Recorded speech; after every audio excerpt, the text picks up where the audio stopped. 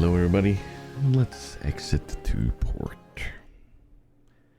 It is currently the 25th of January, 1921 CET.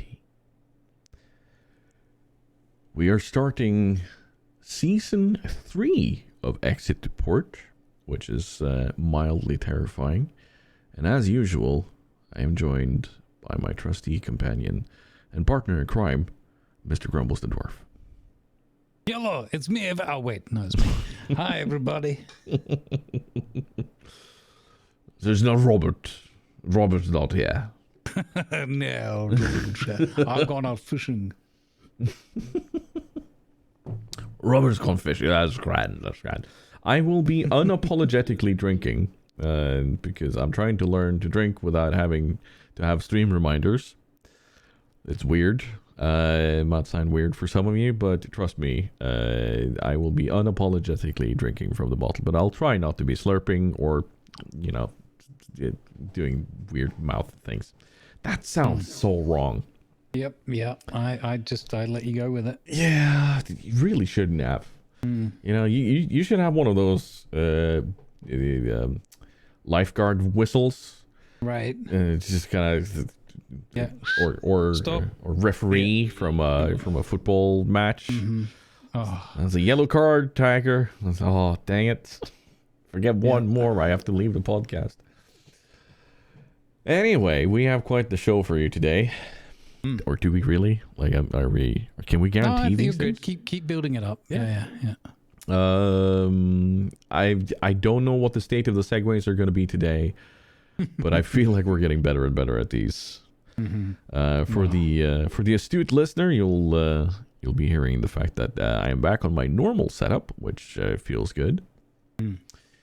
And for the annoyed listener of last episode, you're going to be even more annoyed to figure out that I got a good microphone for my setup in Germany together with Mari.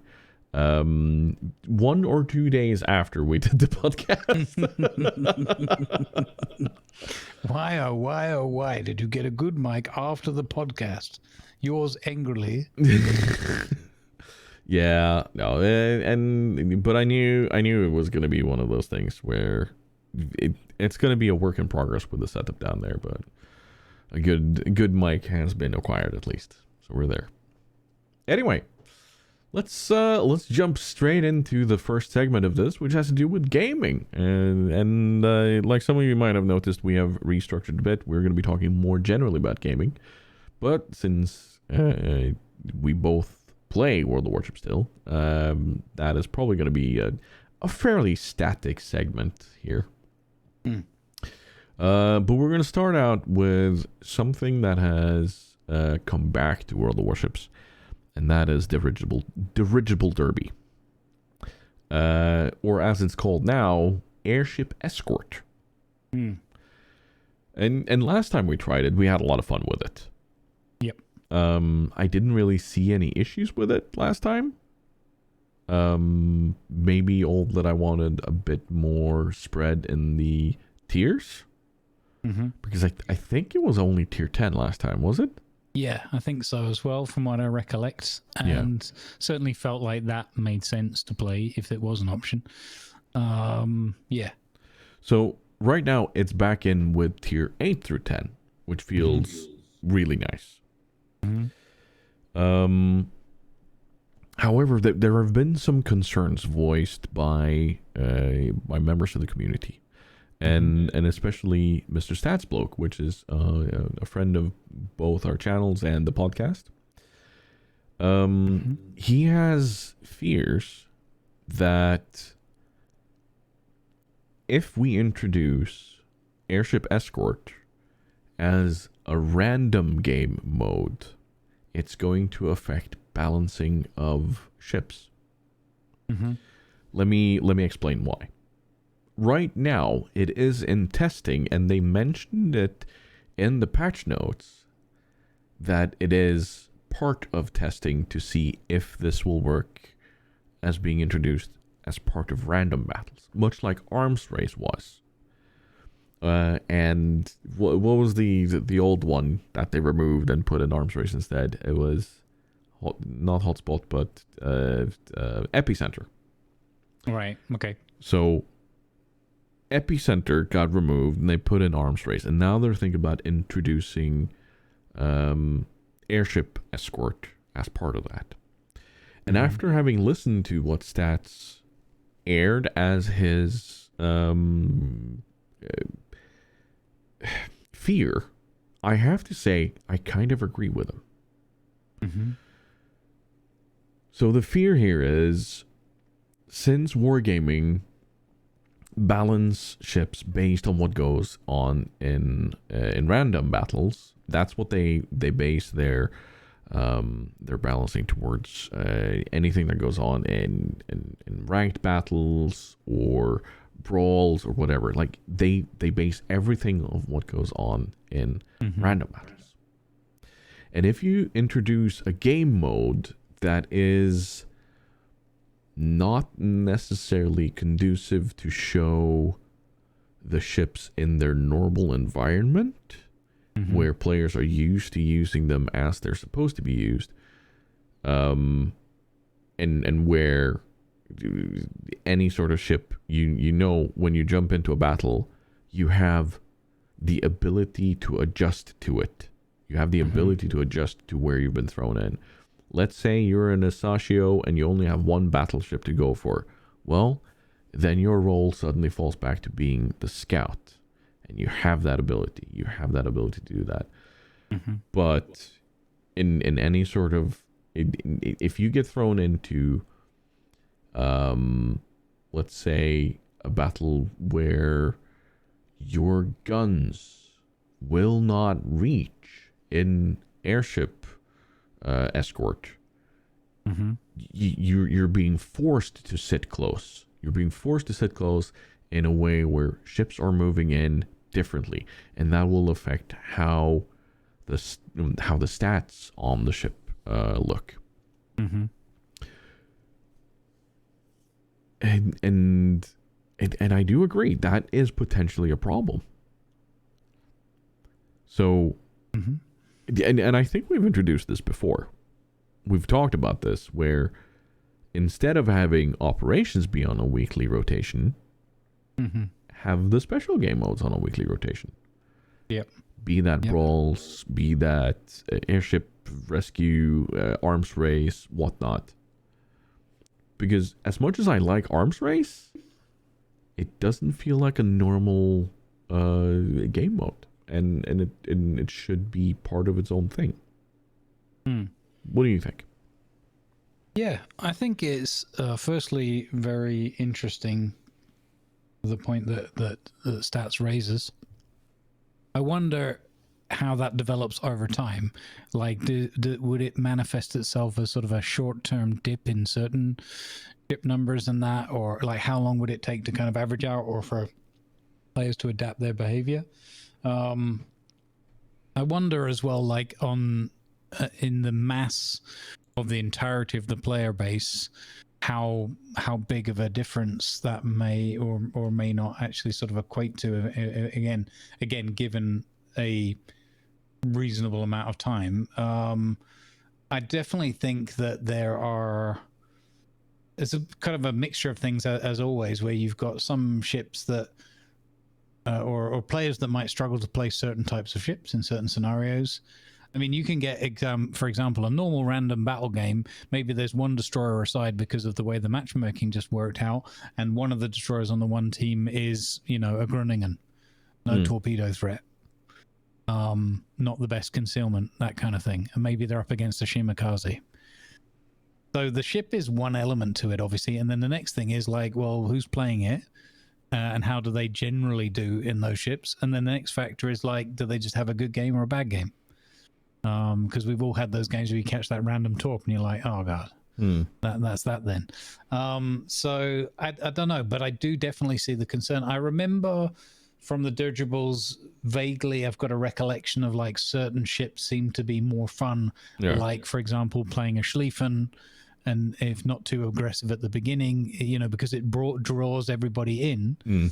that ship turned out to be like super fun to play in that mode for me, because again it's a good all-rounder. You've got torpedoes, you've got secondaries, you've got the main battery, you've got the hydro. Yeah, it's a large threat for something that automatically pulls everybody in towards each other. Exactly. So I think there's an element to that. I mean, maybe the other part of it is some of the ships just are not so useful.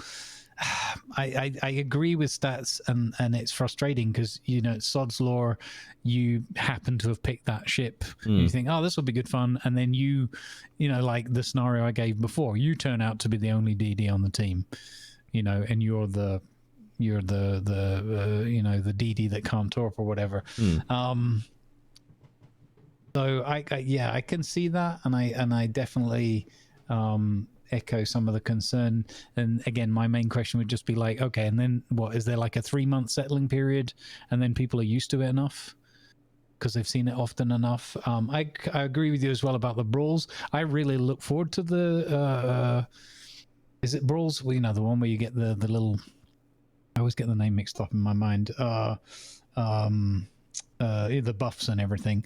I like that one because I'm used to it, and my head immediately goes into the, okay, I'm not going to sit just middle map, but I'm definitely going to drift in a little bit. Say I'm in a battleship or whatever, I'm not going to be going too far to the borders and that, because I know what's coming. So I just adapt my gameplay to that particular mode. Doesn't mean I do it well or whatever, but I kind of enjoy it because it does anything that draws players in to actually actively engage. I find enjoyable. Yeah, it's an interesting one. I don't know, but I as you said before, the rotation of the different kind of game modes or battle types,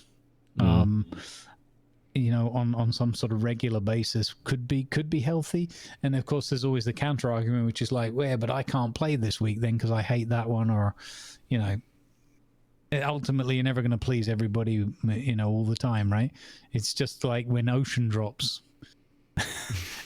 you know, and you're in the XYZ ship that kind of doesn't do all that well, you know, without island cover, for example, or that sort of thing. So I don't know. It's I would potentially argue that, does it mean there's more of a question that some ships are just not as well balanced, you know, given any specific scenario, you know, as in some that are maybe weaker or it's harder to get the job done with, possibly. I personally, I feel like there's more, I don't know if it's an issue, but I would rather see more emphasis or development time spent on maybe tweaking the matchmaker a bit. And we've talked about this ad infinitum, so I'm not going to go too long. But like, I'd rather see, let's not have one team with 3 or 4 radar ships and the other team with none. Let's not have, you know, 2 submarines and a carrier, and, you know, let's. I think there's a few more straightforward things to tweak more than I'm worried about Dirigible Derby or whatever it's called now. Yeah, no, like, but the fear is that because some ships will do badly in airship escort, it is going to affect the stats of them in random battles, and then Wargaming will buff them. And then they will end up being extremely strong in, let's say, competitive. So it'll be throwing off the delicate balance that it is because of the way they get their stats. But like, again, it's hard to know without us sitting there and actually knowing how they extrapolate their data and what they aim for.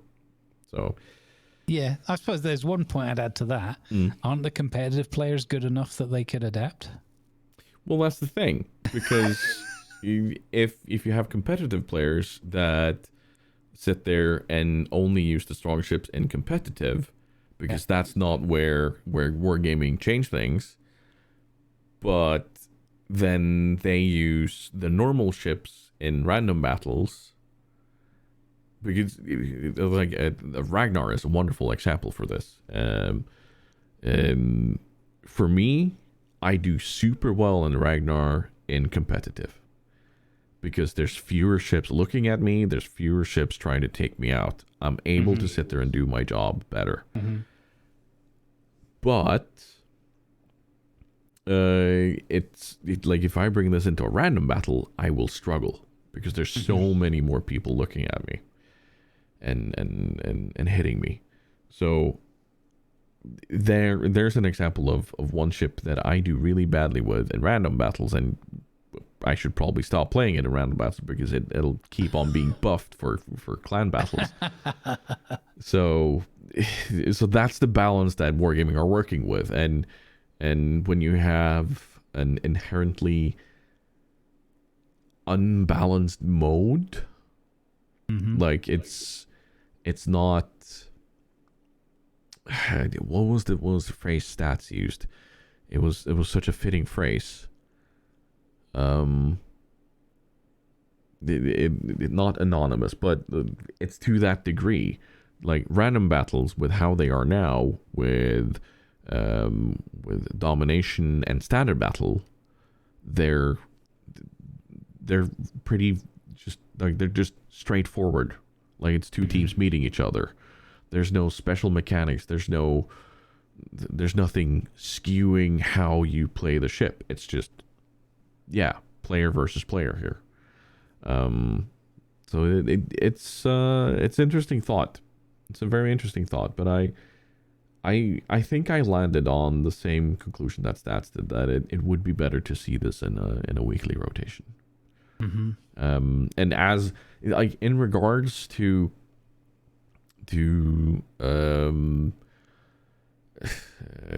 rewards, I don't think you need to give any different rewards for the weekly rotation, because it's just a different way of playing the game to allow people that little bit of respite from the normal random battles that they kind of enjoy.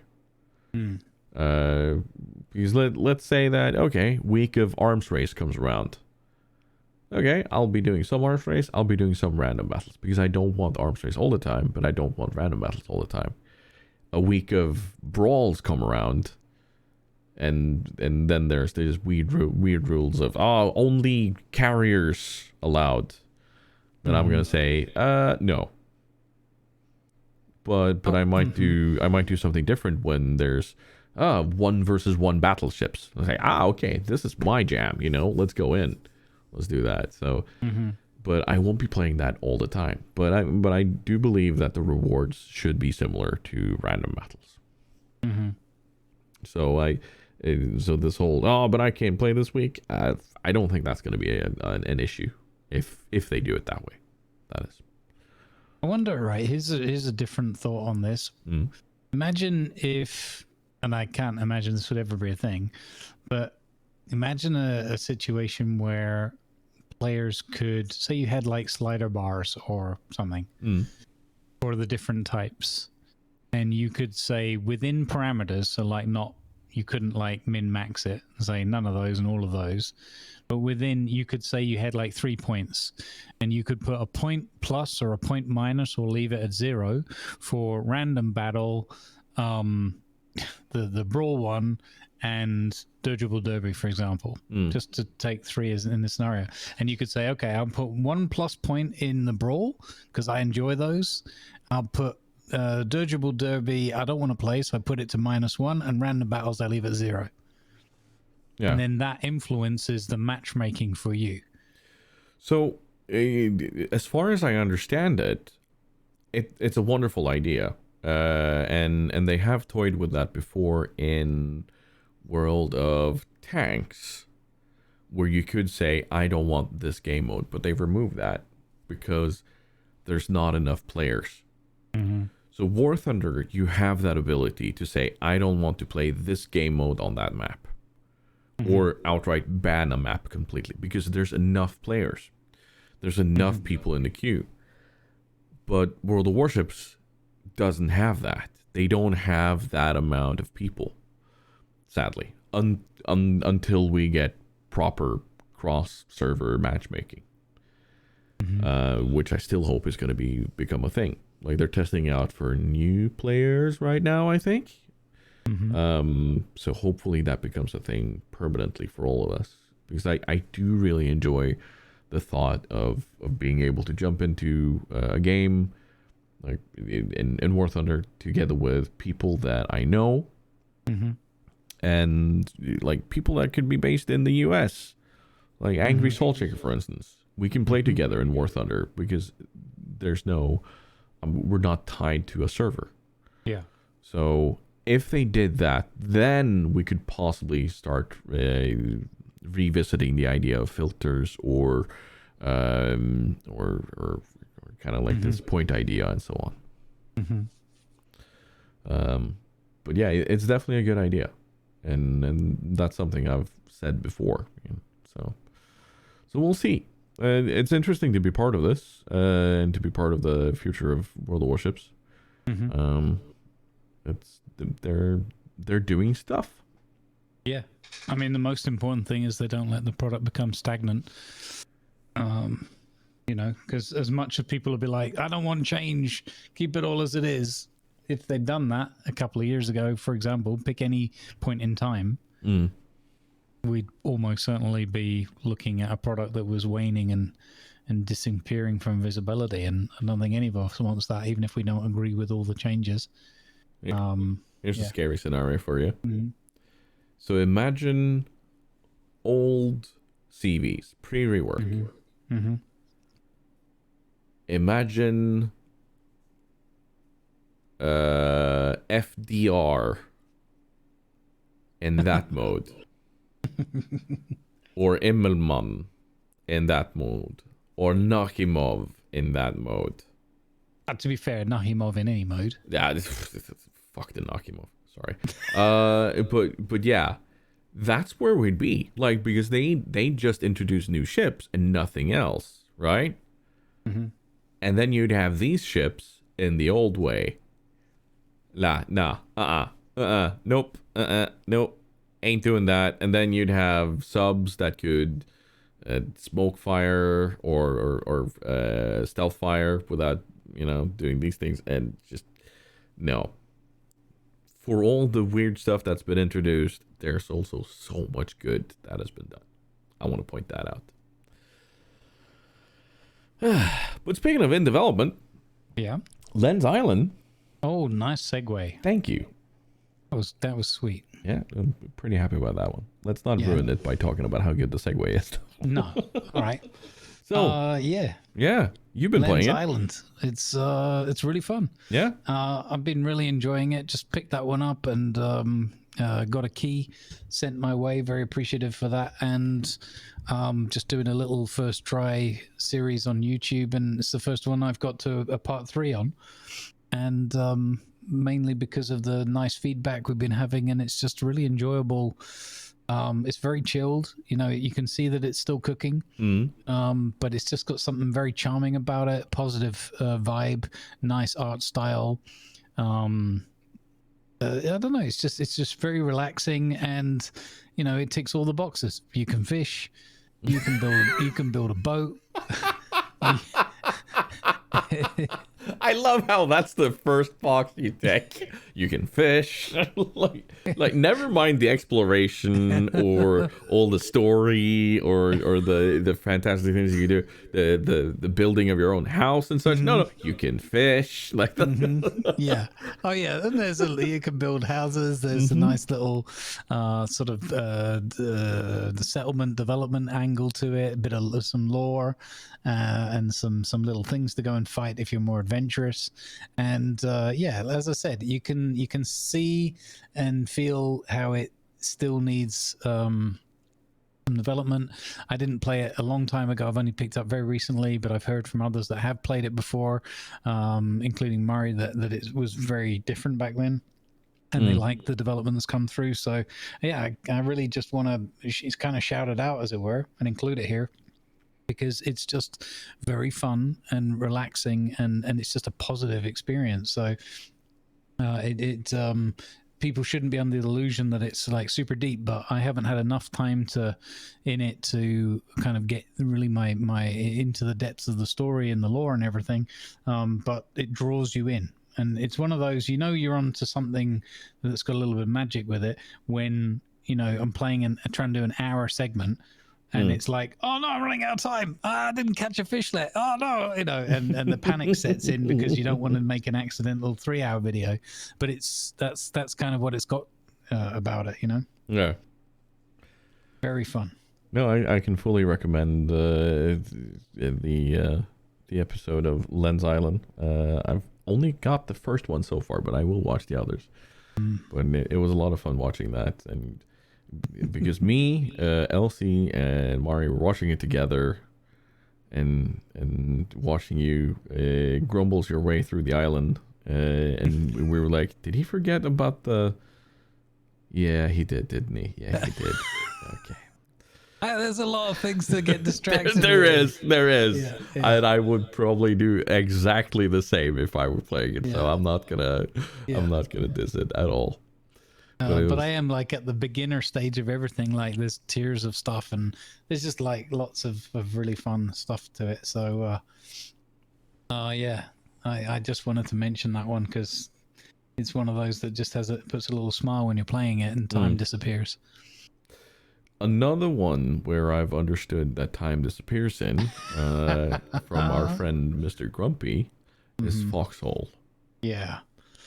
Oh boy, Foxhole. Yeah, that is a time sink. But again, in a very enjoyable way. I find it quite calming most of the time, except when you do like absolute frontline battles, which are not too gruesome. So it feels fine in that regard, and it's a kind of a parallel made up universe and lore, so you don't think too much about. I like my immersion and realism and all that in a broader sense and in a roleplay sense specifically, but I'm not a big fan right now of too realistic war stuff. Yeah, for obvious reasons still, and Foxhole is just slightly abstract enough that you don't have to feel that so much, I find.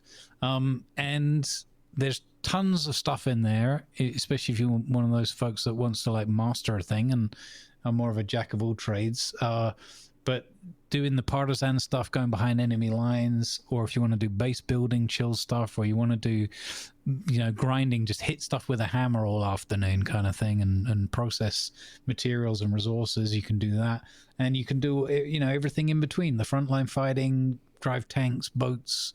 I built an amphibious vehicle the other day that I called a duck, obviously, and it was just hilarious. It was like, wait, I can drive this off this like cliff edge, get in the water, go all the way out behind enemy lines, and like blow their stuff up. Sure. And it's like, oh, so it doesn't matter that all the other hundreds of people are doing other things and focusing over there, and you can just make your own little kind of story and your own little experience in it. And of course, you can do that on your own, or in a small squad, or in a big regiment, or just be part of a mass assault somewhere.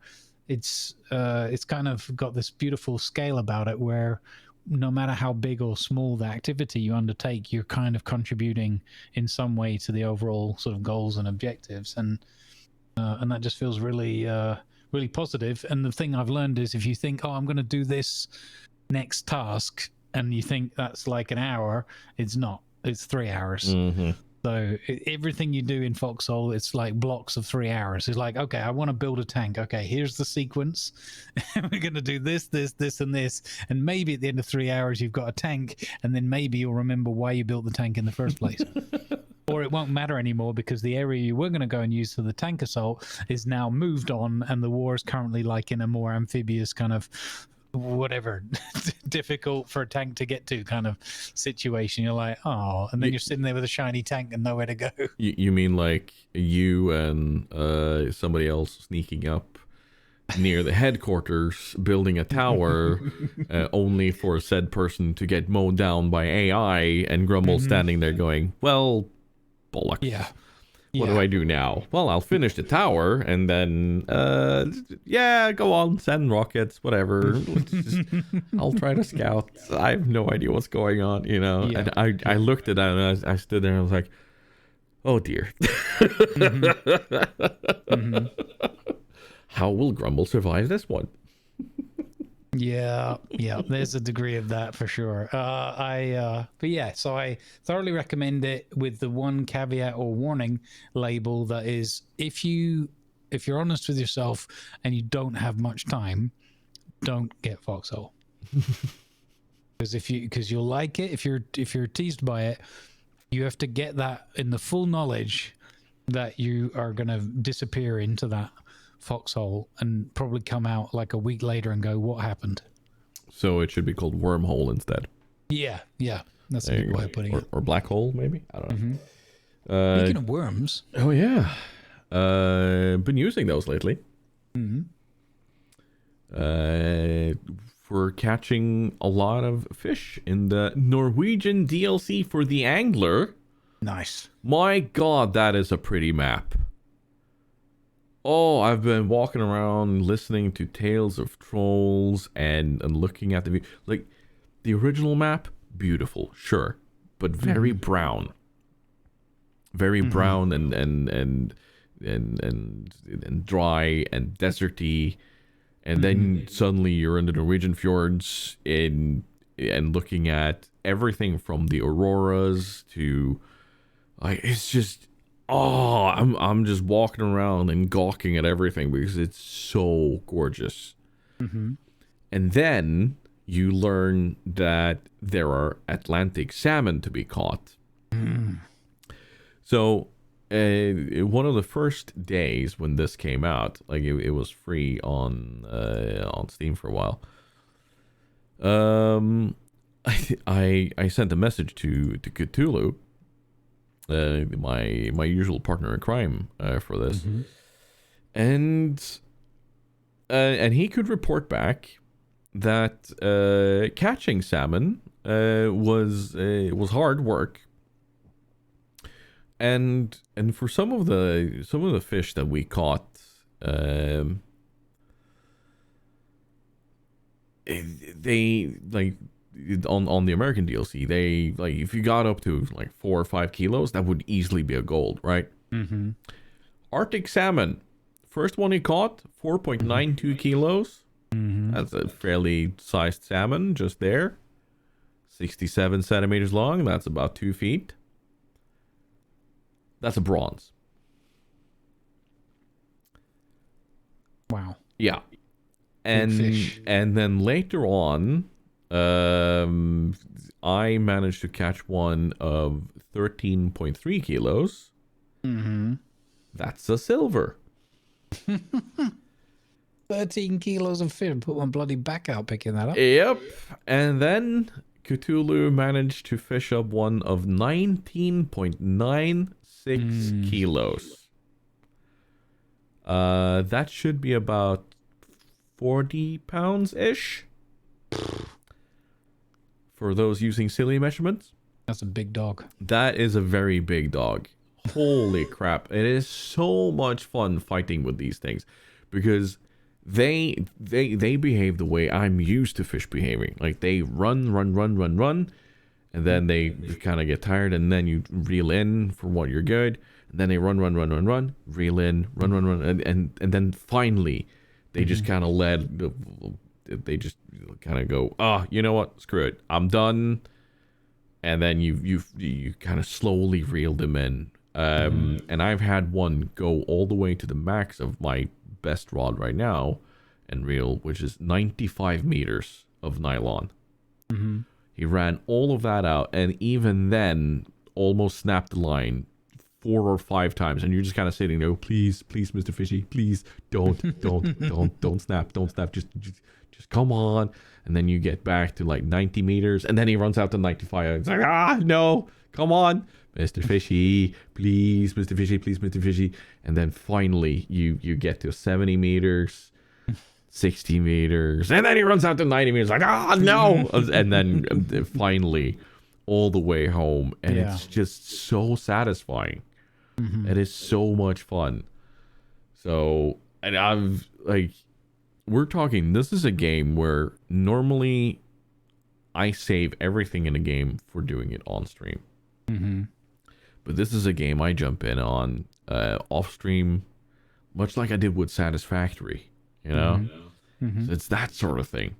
It's just so gorgeous, and you have quests to do, and it is an absolutely beautiful game, and I've had so much fun doing all of these small tasks to listen to all the stories and find the different trolls, and they've introduced legendary fish now on the American one. So hopefully that will also be something to do. And they have diamond rank fish now. Ooh. So there's something above gold. There's always a bigger fish. There's always a bigger fish, indeed. So I'm looking forward to playing more of that. That's cool. I love that they added the lore stuff in as well. It really, they've got another magical product there where you've got that mixture of the core of the game and then nice little distractions, and you can just kind of weave your way in and out of both to keep it all feeling more fluid and more fresh. Can I distract you for a second, Grumbles? Okay, if you go to my Discord. Okay. Yes, I'm there. And under topic specific channels, there's a forum all the way at the bottom called Gaming in Games. Yep. Yeah, in there's a thread called the Angler and Hunter Screenshots. Oh. So if you see the first one there, that is one from the Norwegian DLC. Wow, that's amazing. And like, I just got blown away. I think I stood up there for 5-10 minutes just looking at the view. I didn't even fish. I was just, yeah, no, this is gorgeous. This is gorgeous. That's perfect. Yeah. So we probably shouldn't talk about more about that, but yeah. And there you see the two screenshots of Cthulhu. Yep. 119.97 centimeters. So close as well. If that had been 19.69 kilos, wow. Well, the other one's the other one's 119.96 centimeters and 19.96 kilos. So it's very close. It's very close. Yeah. And there you see, like he fought for about 5 minutes with one of those. Crazy. And it just feels so satisfying when you get there. So satisfying. Yeah. Speaking of small tasks. Yeah. Tell us about My Time with Sandrock. Yeah, so we had the good fortune random chaotic scramble like 5 minutes before. Hey, do you want to play this game? Sure.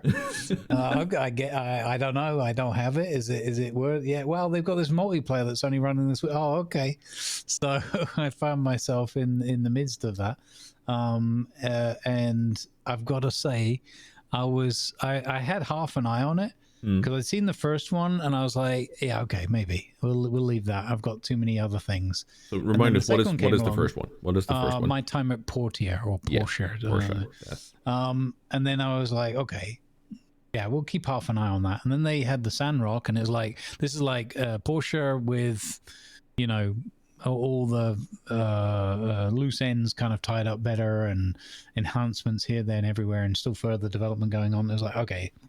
And there was quite a big buzz when it came out. And I thought, this looks really cute and really cool. I'd love to play this, but not on my own. No.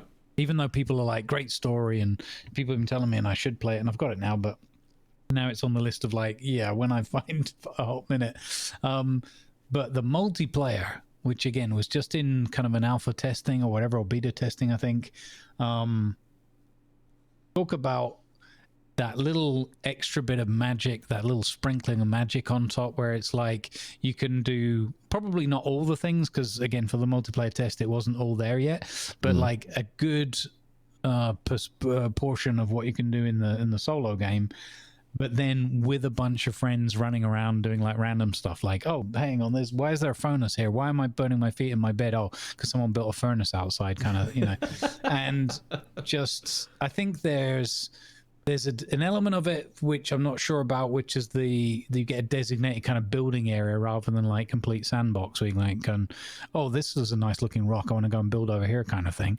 I'm not sure. I didn't quite understand whether that's something in the single player that's more open, and maybe that just opens up in time, because they do have a huge area that you can go and like farm and do stuff, so why not just let you build more. But it was kind of tied to the advancing the settlements size and features and stuff for this test. But yeah, just being able to go and do like random, like the mining isn't just mining, it's like a little, you know, mini dungeon with like mini enemies and a boss at the end of it and stuff, and secret stuff you can find.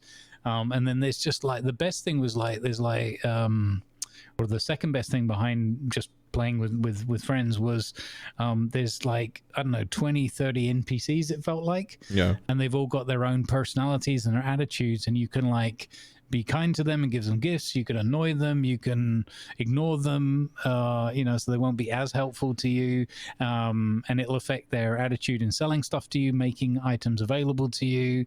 And I saw some patch notes after we played, and they're bringing in things like you can even get to the point of like proposing to marry them and stuff like that. So, you know, and whatever friendships and rivalries.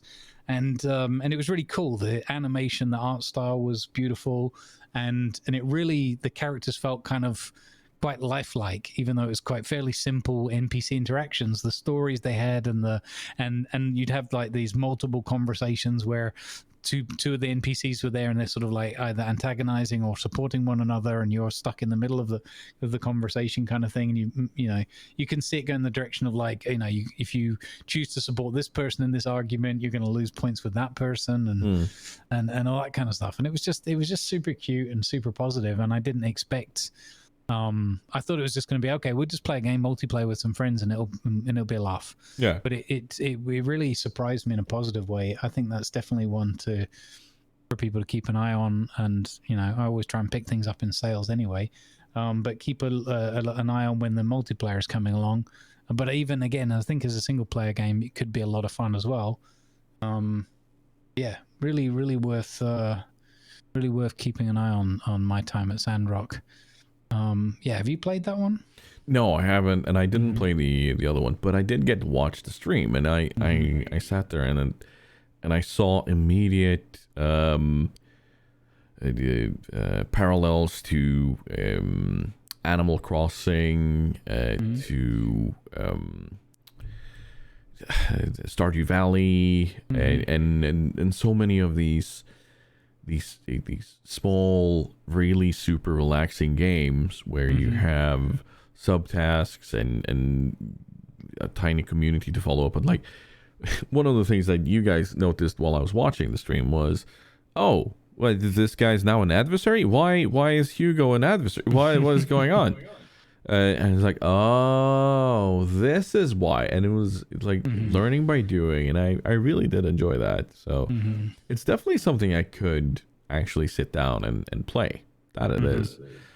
But I think that would have to be for off stream or the other channel I have.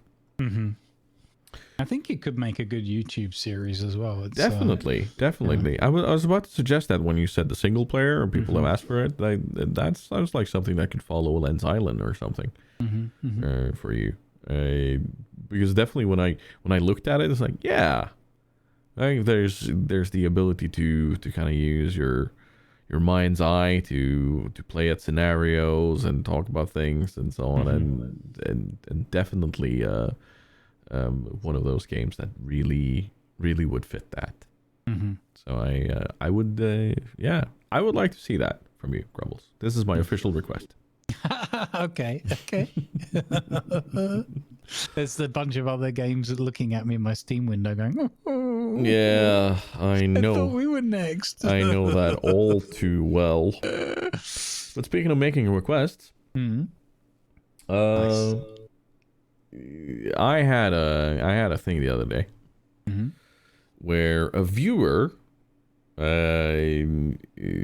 we were talking about the Japanese deities in World of Warships, and somebody in chat had written Jap instead of Japanese. And AutoMod having picked up on that because it's a slur. And I was like, okay, you know what? Within the context, I don't mind you writing that, but let's, for the future, write either IJN for Imperial Japanese Navy or Japanese. Let's write it full out, because I don't necessarily want to allow that slur. And then somebody's like, oh, it's not a slur, it's just short for Japanese. I was like, no, it's a slur, and that's the last we're having on that conversation. So let's just leave that for now.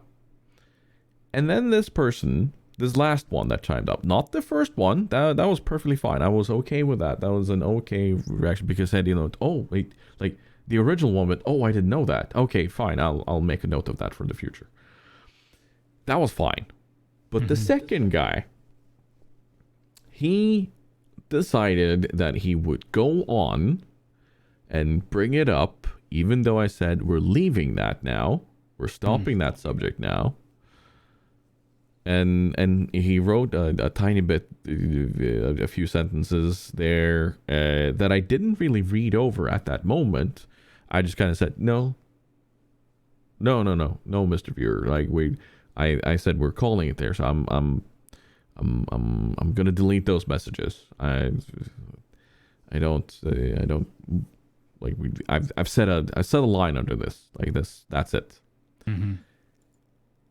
And then I got told, "F you." And that's when I turned around and went, you know what? No, you're out of here. You're gone. Like, that's not okay. I was courteous. I was okay. I would probably have been even more angry if I actually read what this person actually wrote in that little paragraph first. I would have had a completely different discussion with them. But the point of the matter is, if a streamer says that this is the end of the conversation we're having now, that is the end of the conversation you're having right there. If they open up for the discussion to be held somewhere else, sure, go for it. Let's say Discord or in DMs or whatever. Then you can have that conversation. But when and if a streamer says no, or that's it, or lays down a rule, then don't push it. Don't do anything. Just bite your lip and walk away. Because end of the day, the streamer is the ultimate boss of the channel. You might not agree with it, you might not like it, but that's how simple it is.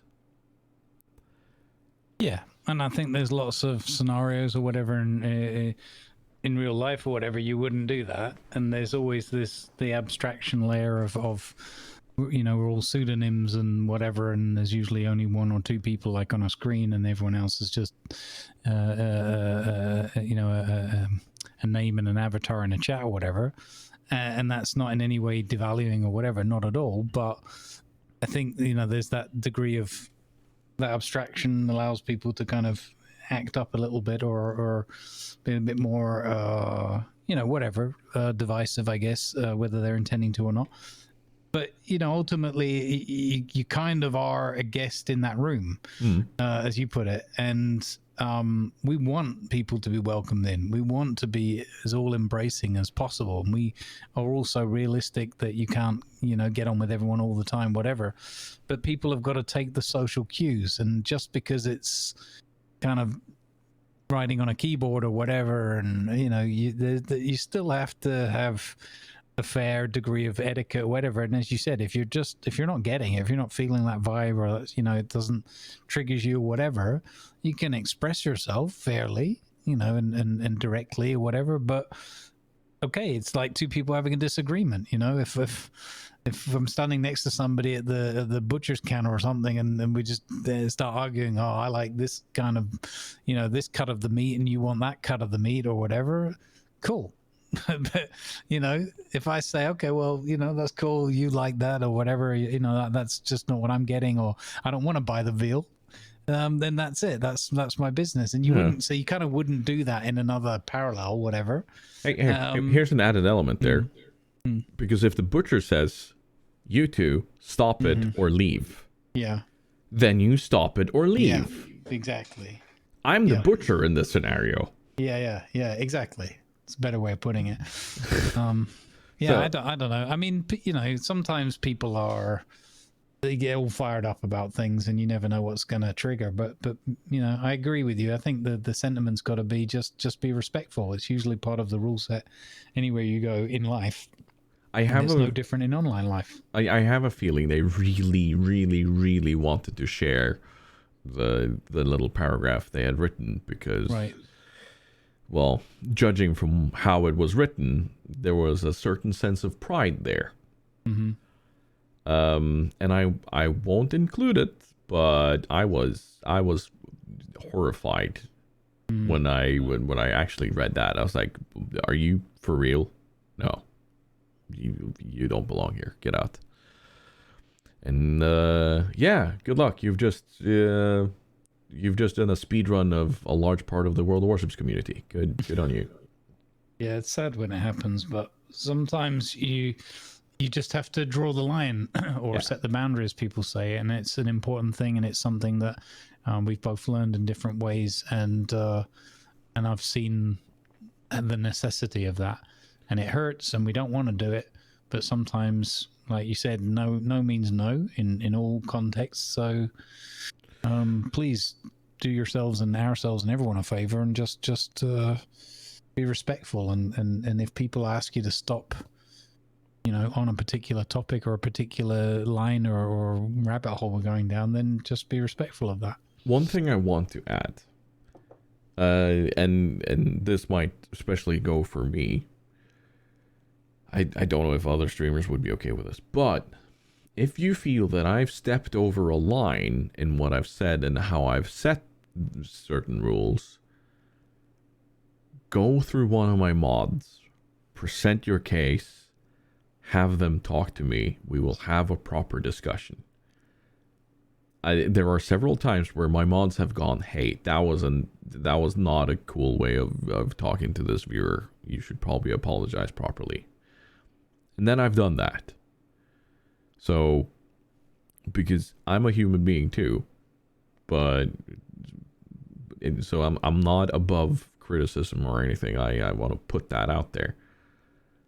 But part of this, and why it's so important to listen to the streamers, they set the vibe for their space, their room, their channel. And in order for them to provide entertainment in a good way, they kind of need to be within their right to do that, I feel. But yeah, if I ever overstep my bounds, just talk to one of my mods, my brother, my Blutenum or Battlekat or whatever. Like, any of them can approach me and say, "Hey, Tiger, you were a dick. Here's why." And then we can sit down and have a proper discussion about it. But some people that we can't have a proper discussion with is Twitch. Yay. Ads are a menace. And I know we've talked about this before. We've whipped the dead horse. We've thrown out the dead skunk. There are so many dead animals that have been trampled by us over this topic. But we just really feel the need to reiterate this, because there's been a trend in our ads on Twitch, and more people seem to be getting used to them. You mentioned this in our editorial meeting.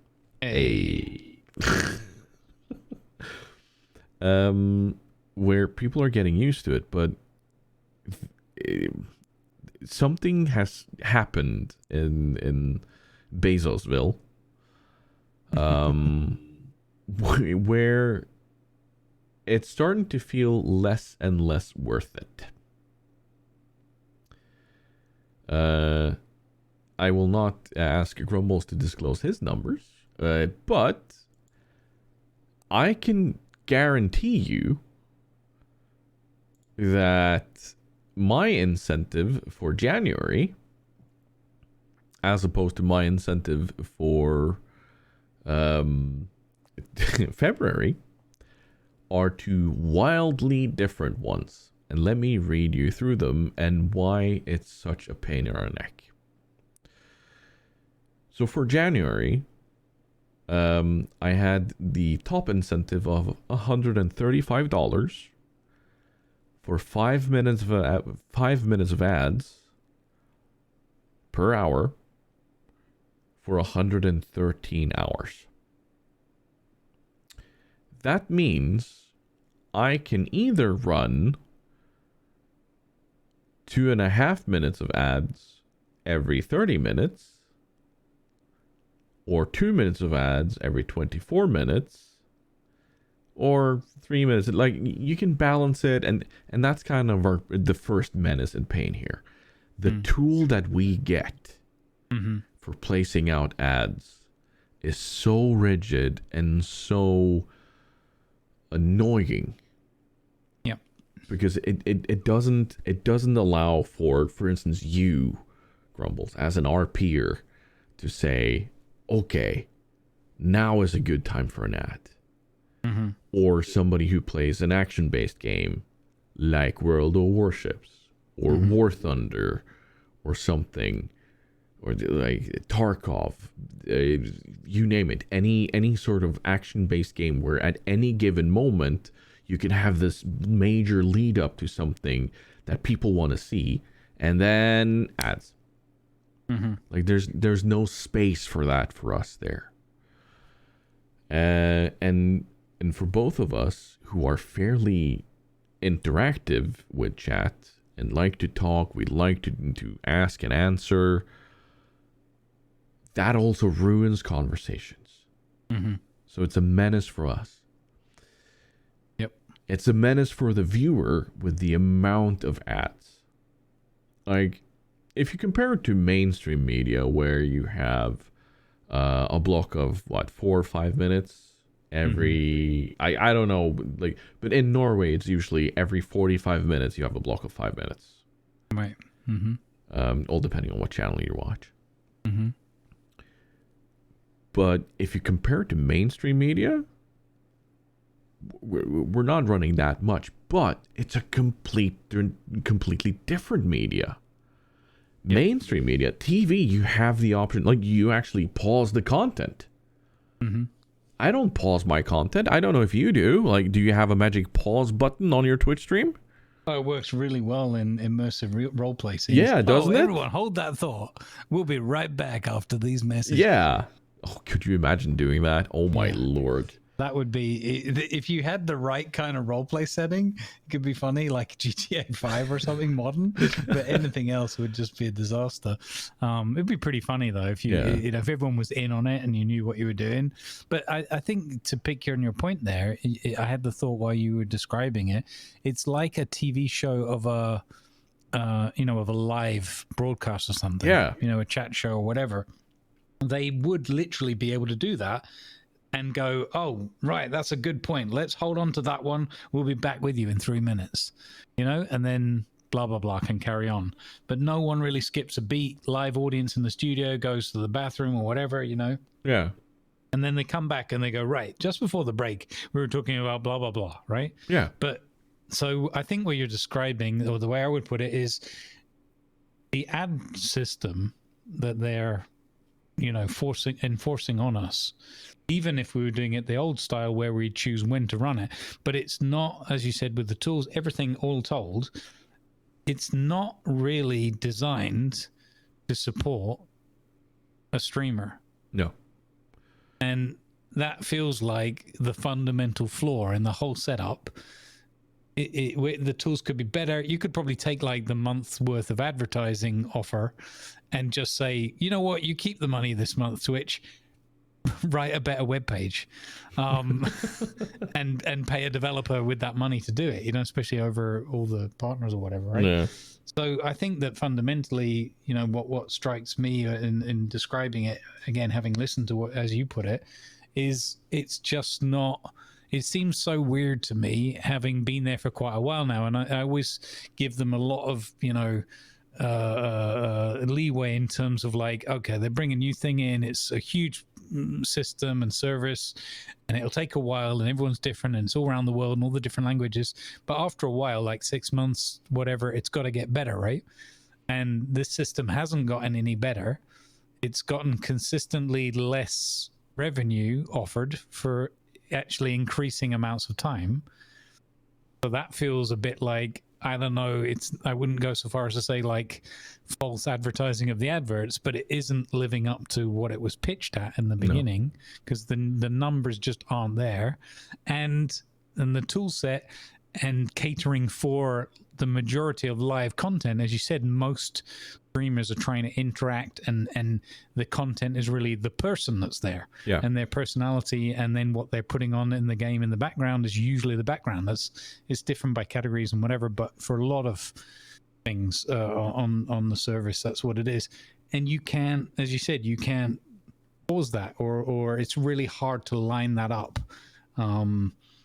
For a lot of different circumstances, and for role players, I mean, it's a nightmare. So I think that's kind of how I feel about that. It's another one of those do better kind of things. Yeah. So let me add on top of that. So the incentive for January, right? 5 minutes of ads per hour for 113 hours. Like we got around that. We thought that was okay with running 2-minute blocks. However, the incentive for February, where running, like the top incentive, is $80 for 6 minutes of ads. So 1 more minute of ads more, and 1 hour more per month.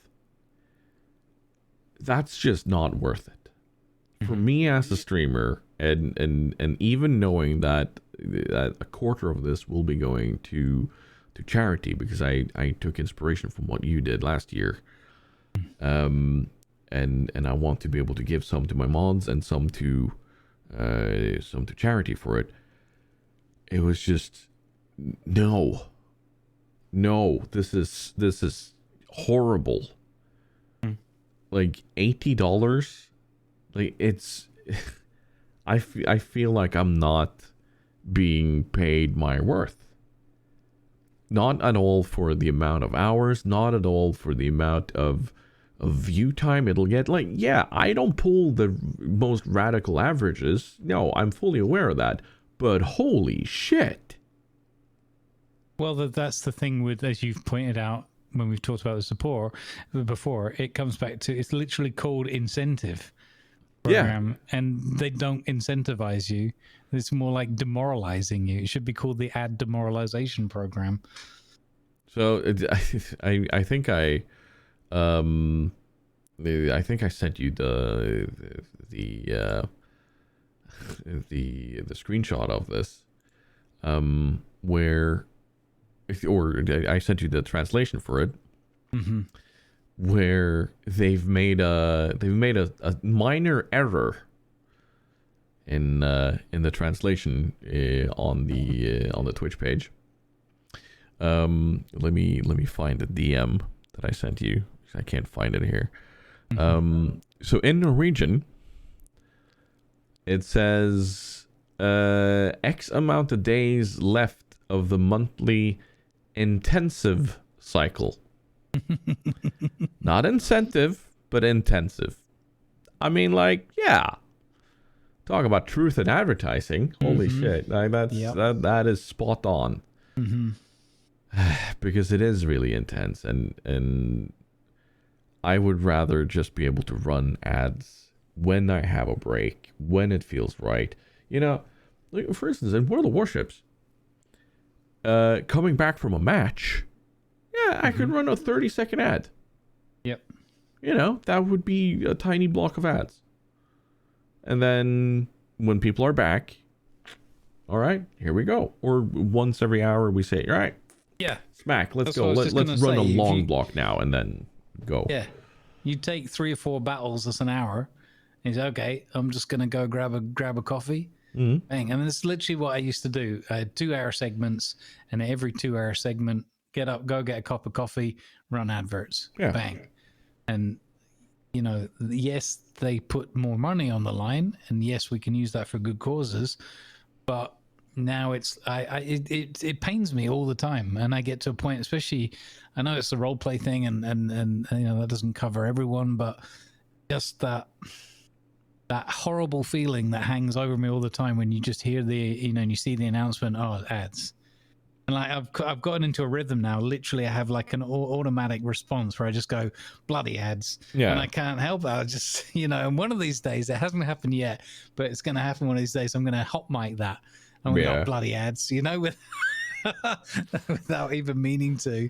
And everyone's going to be like, wait, what? What did the ad say? Nothing. And then the whole thing also about the longest amount of time that you can go without pre-rolls. Yeah, exactly. Because honestly, if you're part of the incentive, you shouldn't get pre-rolls at all. Yeah. That's my thought. Yep.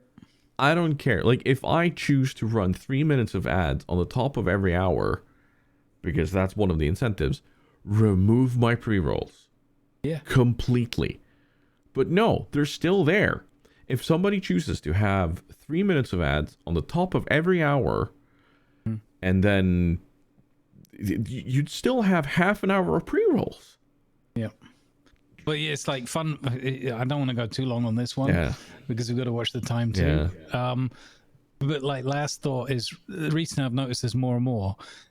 Even I'm like trying to browse around and get to know a few different people, especially stuff that are in, like eco as an example. You want to meet a whole bunch of new people.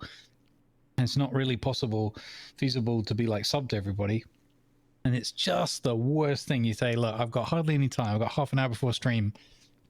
Let's have a look around. Maybe we can meet some nice new people, say hello, offer a little bit of support, say, oh, I'm so-and-so and I'm playing this character and I met you. And you go there and it's like, bang, ad. And you're like, oh, damn. So I click somewhere else, bang, ad. Yeah. And then maybe you click 3 or 4 times and you get through to one. And it's like, so the whole thing of like discoverability and networking on the service and all that kind of thing goes right out of the window because your precious half an hour you had to pop around and say hi to 3 or 4 people, maybe make some new friends or whatever, or just, give them a smile and whatever, is gone because you wasted your time looking at all these stupid, pre-rolls. It's... And a lot of the, nothing to do with status or whatever, but like, especially you're clicking through a few partner streamers or whatever, and you're trying to like, G them on and celebrate what they're doing and whatever, and connect with them. Maybe you had a scene with them yesterday or something, and you just can't. It's like, I'm like, oh no, I'm not, I can't. I don't have 3 minutes to wait, or, you know what I mean? And they don't get it. And then you've got things like raids and whatnot, like, and people come in and, these things are supposed to be, as you said, like off or whatever. And I get people saying, oh man, I just got hit with an ad. And I'm like, how did that even happen? Yeah. That's not even everything's configured correctly. And yet it doesn't even work 100% correctly all of the time. And it's absolutely infuriating. And when you see it happening to like, some of the bigger names or whatever, like if I go on Burke's channel as an example, where I'm not subbed, I can't be everywhere, but I just want to go in and say hi and, hope you're having a good day and all the rest of it. And it's like, boom, nope, that's you shut down. And and then you think like for myself or other people that are just starting out with streaming or can't do it so regularly and they're kind of, starting up and building their themselves up on the service, what chance have they got? If when I'm kind of automatically just going, no, I've got to click on, I can't stop. Yeah. It's no wonder that people sit there feeling kind of quite in despair a lot of the time, like why aren't people there, or when a raid comes in and why does everyone leave already, because they don't want to sit through the 3 minutes of ads. Yep. So, and that's not a criticism of the content, the creator. No, there's nothing you can do about it. It's the ads. It's literally the ads. Yeah. So we talked a bit about it, and honestly, I'm tempted to go back to just running 1.5 minutes of ads every 30 minutes. That way I know pre-rolls are off and there's no incentive. There's nothing else. Like, it's just, it's frustrating. But I want my control back, Twitch, please. You just got to give us more flexibility. Yes. All they need to do is give us the flexibility to run it. Even if we can't control the content, but give us the prorated rates and all the rest of it, and just stop with this force feeding, because you're kind of bringing your own service down. Yeah, because people are clicking through, and then it only takes 2 or 3 clicks, and you're like, you know what, Twitch isn't happening right now. and then you go on YouTube. VODs. I'll go on YouTube. Yeah. Speaking of that, Mhm. YouTube is a wonderful place to do some separation of content and doing some what's it called when you diversify? Yeah, diversification. And I've been doing that for a bit now, both on Twitch and a tiny bit on YouTube, trying to get back to YouTube, because I had a grand idea. Oh yes, gonna post the best monthly clip and weekly clip to TikTok, and gonna post that multiple times a day and do stuff and such. And I was like, no, you know what? We're gonna focus a bit more. So my main channel on Twitch is now only War Thunder and World of Warships. If I was thinking of purely the numbers, I'd go only World of Warships. However, I want some variety on my main channel. Like, there will be sponsored content if that happens, by all means. But, yeah. Everything else on Twitch of live stuff has been moved to random acts of laughter. But I'm also doing story content through Pathfinder on YouTube, and we'll be doing more clip compilations, or if I have a special stream, I'll do a stream highlight thing, and I'll be doing that on YouTube. So we're talking not many videos a month, but we're talking some. And it's working out for me, because I have more of a clear headspace about what I'm doing. And I honestly, I think more creators need to do this and should do it. So I know, for instance, Stats Bloke is now working on his secret project of diversification of his stuff, so that he's able to do everything he wants to do, because he has other projects he wants to do too. But he then is able to keep World of Warships and sponsored content and maybe some War Thunder on his main channel. Because that's the biggest game that all content creators are playing right now. It's the numbers game. To get sponsors and to get better ad incentives. And it pains us to have to play that game, but we have to. But right now, it is working for me. It is working for me. Have you done any sort of thought of that? I have, but so far I have focused just on sort of adding that second string, which is doing the video on demand, like doing one video per week. Ironically, I normally do one on Wednesday on my day off. Guess what I didn't do today, guys? But yeah, I've just started like just gently getting into that rhythm when there isn't a big RP season kicking off, and I'm actually really enjoying that. I find taking that extra little bit of time to breathe and just be creative through a different sort of channel, different format is a very, very positive thing, and it just kind of puts your mind at ease that you've done something without but just that you've created something and it's there. It gives you a different sense of achievement. I guess it's more, finite and defined rather than sort of the chaotic, but ultimately I get the most enjoyment from the live and the improvising, but sometimes it's nice to have that as a counterfoil. So yeah, I haven't thought too much on like streaming to different services and whatnot, and the short video format is something that I've thought a couple of times, like, oh yeah, I could try that, and then the reality is I don't really think I could get a short video it's not. I don't really do short form Yeah. very well. I can't even get an hour-long YouTube video done without it being an hour and 10 minutes. So, you know, but yeah, it's definitely something I'm keeping half an eye on.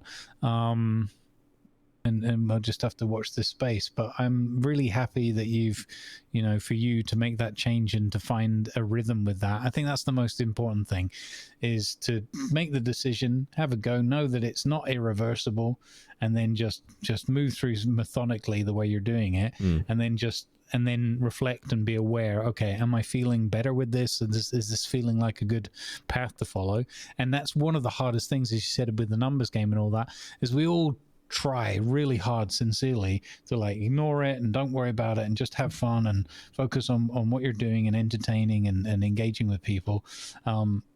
It's just that the numbers are always there. They're there when you're live, whether you look at them or you try to blend it out, whatever. They're always there on your, you know, you're aware of it. They're there immediately afterwards because you get all your summaries or whatever. They're there forever because you look them up every once in a while and be like, oh, that's interesting, or oh, that makes me sad, or whatever. It's just constantly a thing, and the whole industry teaches you to sort of beg and say, oh, you know, hit like and subscribe, do this or whatever.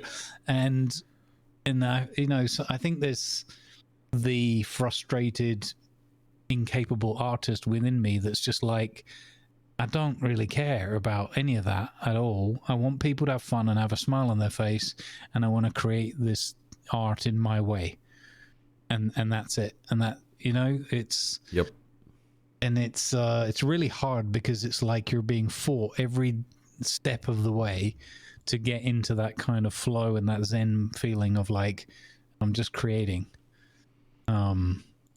It's quite an odd thing. It's an interesting phenomena, but again, it's not a surprise because it's how that industry works. And you know, we don't want to go back to the advertising topic, but it's all linked together. It's all designed around that.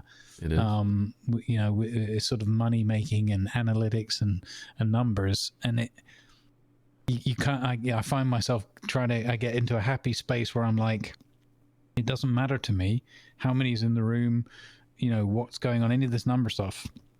We just did something that was fun and made me and everyone else here smile. Yeah. And I focus in on those moments because that's what gets me back on track and keeps me going in the right direction.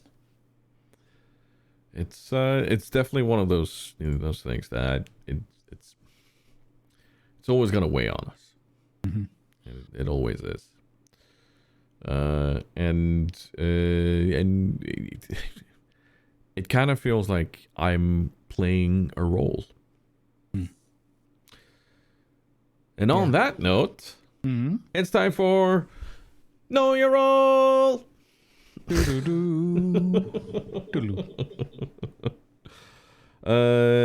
know what?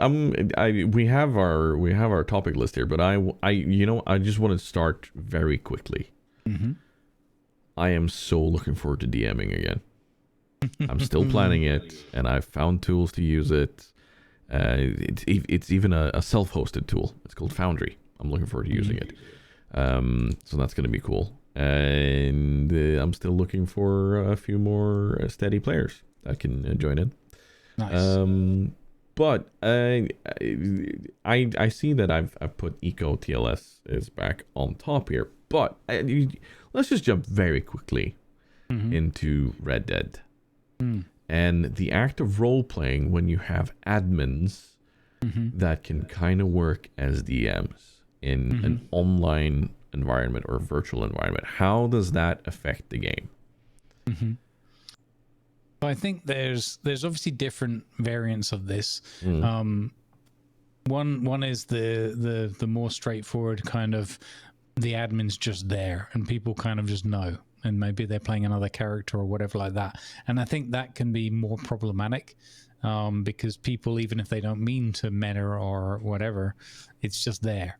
Yeah. And you feel like you're either in and you're getting on with that person or you're not, and it plays on your mind a bit, I think. It doesn't really affect me so much because I don't do as much mechanical things in games, broadly speaking, but I don't have that much focus on them. But you do see it influencing people's, game experience and therefore their role-playing experience. The more relevant or short-term one for the Red Dead is the admins kind of appearing in the form of a raccoon or a chipmunk or a duck with some glass in its mouth trying to stab one of your colleagues, that kind of thing. And so what's the reason why you bring up those things as examples, Grumbles? No idea.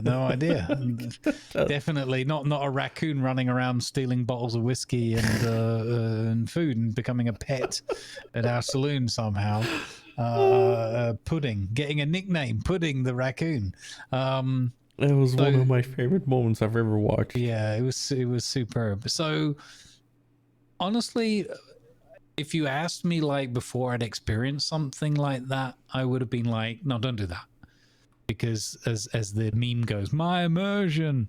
But the way they did it, because they're obviously role players and have that experience and that knowledge or whatever, and very familiar with like viewer experience and that, they did it in a way that was like, it was just they chose the timing well. So it wasn't just like, oh, let's burst in on a really busy scene. It was like there's a natural ebb and flow of role play, and you get the quieter moments, and that's when you do your stock take, or you fill in the, you go and get some bait from the bait shop, or you make something happen kind of thing, just to keep a flow and entertaining. And so they choose these sort of quieter moments. So that's smart. And then they do it in a way where it's subtle that you almost wouldn't notice, or you'd think, I think there's been a few examples that I've heard described in the world that I haven't seen, like giant pigs and whatever. I'm not so sure of how cool those would be, but then you just play it off as a freak of nature kind of thing. You know, these things happen. But the way they've done it, or at least when I've been there and the ones I've seen, it's been really superbly done, because it's been lighthearted. It's kind of lifted everyone's spirits. It hasn't resulted in any kind of favoritism or big benefit to anyone or big loss to anyone else. So they've done it. They've really balanced it out very, very well. And they haven't prolonged it too far, The raccoon one, I think, was a good example where it went kind of just long enough, and then it's time to skedaddle. Everyone was getting too, it was drawing 3, 4, 5 people in, and it was like, okay, now this is dominating what's going on. But it also gave those people, so it was enough people that it becomes a little bit of lore in the world, but not enough people that you don't want 20 people standing around a raccoon in the middle of the street. That will destroy immersion, So I think it was really clever and different and fun, and I enjoyed it because it was done with due consideration of the overall circumstance and sort of the players. And also I will add that these are folks that have spent time like watching and followed along, so they understand us, and they're not just some random admin who's just logged in for the first time and is I'm just going to mess around with these people. It's like, these are people who've been watching along, and typically they won't say anything beforehand, but they'll pop in afterwards and say, it was nice being on your bar counter today. And you're like, damn it.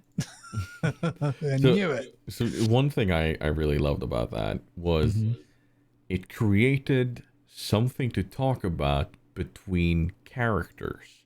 Not just viewers, but characters. It created something where it turned into a story that others then heard from others, like, what? There was a raccoon that stole what in the world, and it kind of that can easily turn into this broken telephone kind of thing too, where suddenly it's no longer a raccoon, it's a band of skunks or something, it's that thing, and I absolutely love it. Love it. I will say as well, and this isn't a reflection on myself, but I will say that going back to the point about them being aware of who we are and how we role play, I really want to give kudos to the role players involved in those scenes, because IGM Foxy is a prime example, playing Miss Nick. the way they went with it and the way they role played around that made that exactly to your point, made those interactions so much more enjoyable and rewarding to be a part of and to witness. And you know, and as a viewer later on or seeing a VOD later, it was all around good. And it's a credit to the role players, the way they made something out of it. Yeah. So I think that you know, and that's another nod of respect to the admins doing it, because they took the whole possibility and likelihood of how that would be handled into consideration and respected the role players enough to see, okay, they can make something about it. And if they're not, that's when the animal, you know, if this is getting too focused, get out of there kind of thing. Yeah, it was good stuff. And I'm really pleased and inspired in equal measure by my fellow role players who are able to adapt and make something out of that. Yeah, no, honestly, it's a sign of good roleplay. That reminds me of something that I forgot that we should talk about. Okay. A fairly prominent role player was talking about eco, and I want to lean into eco this way. A fairly prominent RPer that is well known and such said that that eco is a bad game to roleplay in because it doesn't have any guns or weapons. The reasoning behind that is that they said that there is no way of resolving conflict. There is no way of breaking up a situation. And my initial thought was, if that's the case, you're just a bad role player. Because I've been in eco. No weapons. Like, the bows can't even hurt people. They nothing. Like, there's no clubs. I think you can mod in a taser if you really need to, but in base game, there's nothing. And I loved that. Of course, I had my Tiger bot thing that I played, the custodian of the library, and we had our roleplay moments with Dub, where I started the self-destruct countdown, and everybody scattered, and everybody was just laughing and giggling at that. Because, of course, I had no actual self-destruct. I had no actual power to inflict harm on anybody. But I role-played it. Yeah. And you've also talked about this before, where, yeah, you might not have that item at hand. You might not have this. But you can set up the story. You can talk about it. And you can use your mind's eye to have that be a thing that can work in this scenario. And I just felt I was so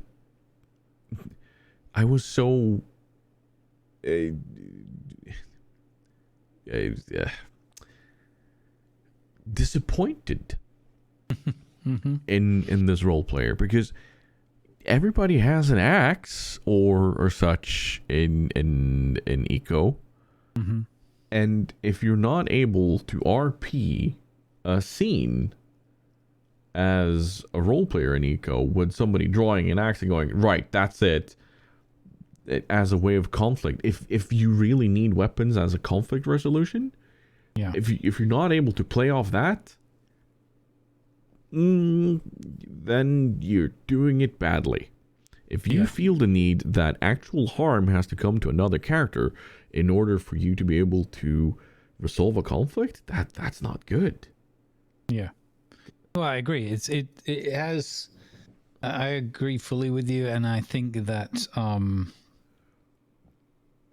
as I've said before, it's all theater of the mind. If you can start with theater of the mind and say, if I imagine this scenario, and in some ways that's correlated with, like, you know, what are the most frightening and terrifying things ever? It's what you imagine. Oh, it's the blue-eyed Kraken. Yeah, of course. Or things like Jaws, for example. Yeah. The mixture of the music, the quiet scenes and just never seeing the threat early on. An Alien, another example. And you know, and basically like any fear and even phobias, when you let them get hold of you and let your mind run with it, you can terrify yourself. Yep. Way better than really most of the time than even real things can terrify you unless there's a direct threat to you. And I think that, like what you did with the tiger character, it was brilliant because you were creating a plausible and role playable kind of menace and threat. And like what Ivan would have done in that scenario would have been like, oh no, it's gonna explode, and run away. Yeah. Because he would, you know, that's how I would roll. I'm role playing that character, not my own laugh. And I know that sometimes people have had disappointing experiences and felt really let down where people, I can't think, there was one. I wouldn't go into specifics necessarily anyway, but I remember a couple of scenarios, a couple of times where people have been disappointed because they've tried to create a sense of menace and a threat, because they're like, oh, we're in a game with a gun, so we've got a gun, so you should be afraid, kind of thing. And I think, and it reminds me a little bit of like rule sets and guidelines for Red Dead as well, where it's like you should be terrified. And I remember thinking, it's not as black and white as that. It's because you should have value of your life, of course, but you should also factor in what's the context, what is the threat, who is the threat, how would your character respond to that threat, have they been through something similar or something comparable where you can say, okay, this would probably trigger this kind of reaction. And it could be something post-traumatic and very negative, excessively so, or it could be something where, like in the case of Robert, when he was held up at gunpoint by a clearly, evidently terrified robber, the character Martin. Robert is a 30-plus year military veteran who's been through everything, frontline fighting, and everything in between. And he's like, okay, I've had much more dire threats. This kid is lost, confused, is probably more likely to shoot his foot off and so forth. So I chose to respond in that way because that's the context of Robert, right? So it wasn't, and it's not me ignoring that no value for my life kind of rule. It's more, Robert absolutely has, but the chance of him being shot dead by this kid at least, or badly wounded, seems highly unlikely. Therefore, he chose a different path to try and de-escalate, and ended up successfully de-escalating the situation. And those two characters are, good acquaintances now, if not loose friends. So I agree with you. It's I the other thing is the topic of Atlas and pirates. Yeah, it's one of my biggest continual disappointments with the role play, and I, how much I adore it and how many hours I put in, and it's one of my biggest things. But one of my perpetual disappointments is that the threat and menace of pirate and navy, those conflict scenarios, never really manifests itself in the form of dramatic sort of acting and scene play, role play. It manifests itself in, we don't like you because we're pirates and you're the navy, and then let's see who's got the biggest, fastest ship and blow each other out. And it's like, whoa. Let's step back a bit. How did it get to, who are you? Who are they? What exactly has happened to make you all so irate that you would go and risk life and limb, and it's on both sides as well, not just calling out the pirates, but it's like, how has this, developed to the point where you're at, direct threat and risking life and limb in front of each other? And the reality is, it almost never would happen like that if that was in any way real life, because it's only happening in the way it's happening a lot of the time, not always, but in a lot of because it's a video game. And I always find that very just it's just something I want to try and phrase it in a more constructive way. I want more. I'm challenging people. Give me more. Give me the reason why I care about the antagonist. give me the reason why I get invested and I care emotionally about these characters. And it's not because this is so-and-so my buddy, or I role play with this person, so I'm upset because they're upset with that other person or whatever, you know? Yeah. Or I saw so-and-so say something stupid on their channel or in their chat. No. Forget all of that. Why does Mr. Blogs hate, you know, Captain Genevieve? Yeah. What's needling them? What's driving them? And so I suppose that's where I would go as examples of that. And I agree with you. If you don't need props to, you can use the props. Obviously, what the props do is they allow you to enhance it and elevate things. Yeah. But you shouldn't need them. And if they're not there, you shouldn't. Like in eco, they're not things I'd want to see happening. But if people were having a true conflict and it was a fun and well acted out rivalry or whatever, you know, it's things like putting a roadblock near their front drive or something. But in an obvious, like, the police can follow up, it's obvious who did it kind of thing. You know, nothing malicious. But like, you know, somebody did it to me today to Ivan. They put pineapple trash in front of his front door. I've just got to suck it up, you know. I mean, if it started being like every day and like that, and there was no clues, that's a different might be thing. Like, okay, you're kind of harassing Ivan at this point. But to have that happen that one time and have that moment we can share like with the chat as well as with other players. And the best, I don't know if you saw it, but one of the best parts was after all the fuss and I reported it to the police and chatting back and forth with a few different characters, and then Cringer got on as Dingus, and I brought Dingus over and I was like, look at this horrible crime here, this high punishment, 10 years in prison in Duberovia. And he's like, what happened? And he's like, look, they leave rotten pineapple on my floor. So Dingus opens the bag up and he says, oh, these aren't rotten, these are lovely, I'll eat them, I like pineapple. And he just picked them up and ate them, and that was it. So problem solved. So now Ivan went from fuming to like, oh, this happens again, it's annoying, but my neighbor will just eat the pineapple, fine. So that, you know, we've now found a solution to that conflict Solution without actually no escalate. guns, No. It's beautiful. It's beautiful. I absolutely love the way Eco does things like that. And as long as people do the theater of the mind, the mind's eye kind of thing, it's a gorgeous play to do that. It's so good. I forgot I had something that I wanted to interject there at some point, but it's completely gone. But no, the eco way of doing things and seeing the interactions, seeing people work together in that community sense is beautiful. Oh yeah, another thing that was like part of this startup of the TLS, in the bunker, you had like this point system. And I saw you role play with it and bring your security detail around with you, and like, well, you can have 2 points now, but if you come in here, all your points are gone, but you have to follow me, and it's like all of this, and nobody knew. Like, there was a vague kind of understanding of the points, and then the people were like, well, if you're here, you need to take points away from you, and Ivan's like, no, I'm the one who has the points. You know, just kind of almost Monty Python-esque conversation, and I absolutely love that, because there was nobody feeling like, oh shoot, my points are gone, and feeling like they have to now skin somebody to get points back. No, it was just innocent role play over some arbitrary thing that went on.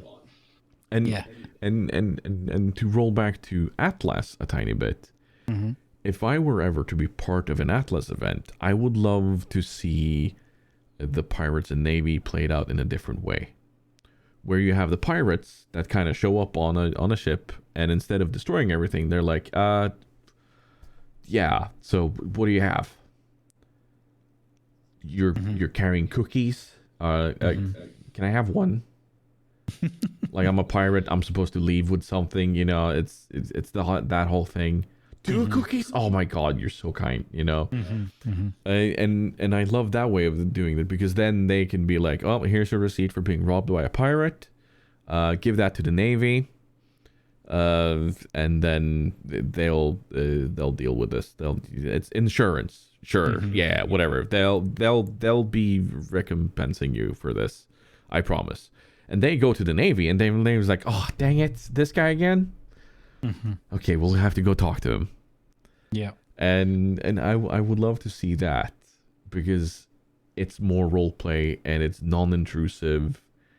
And yeah, it's just a better way of doing it. Yeah, exactly. I think a lot of people are kind of cottoning onto that and realizing, and this is kind of what I'm in part asking for is just come up with. I think people, every player and every role player will get, a greater degree of enjoyment for having those memorable scenes, and I guess the word is build up.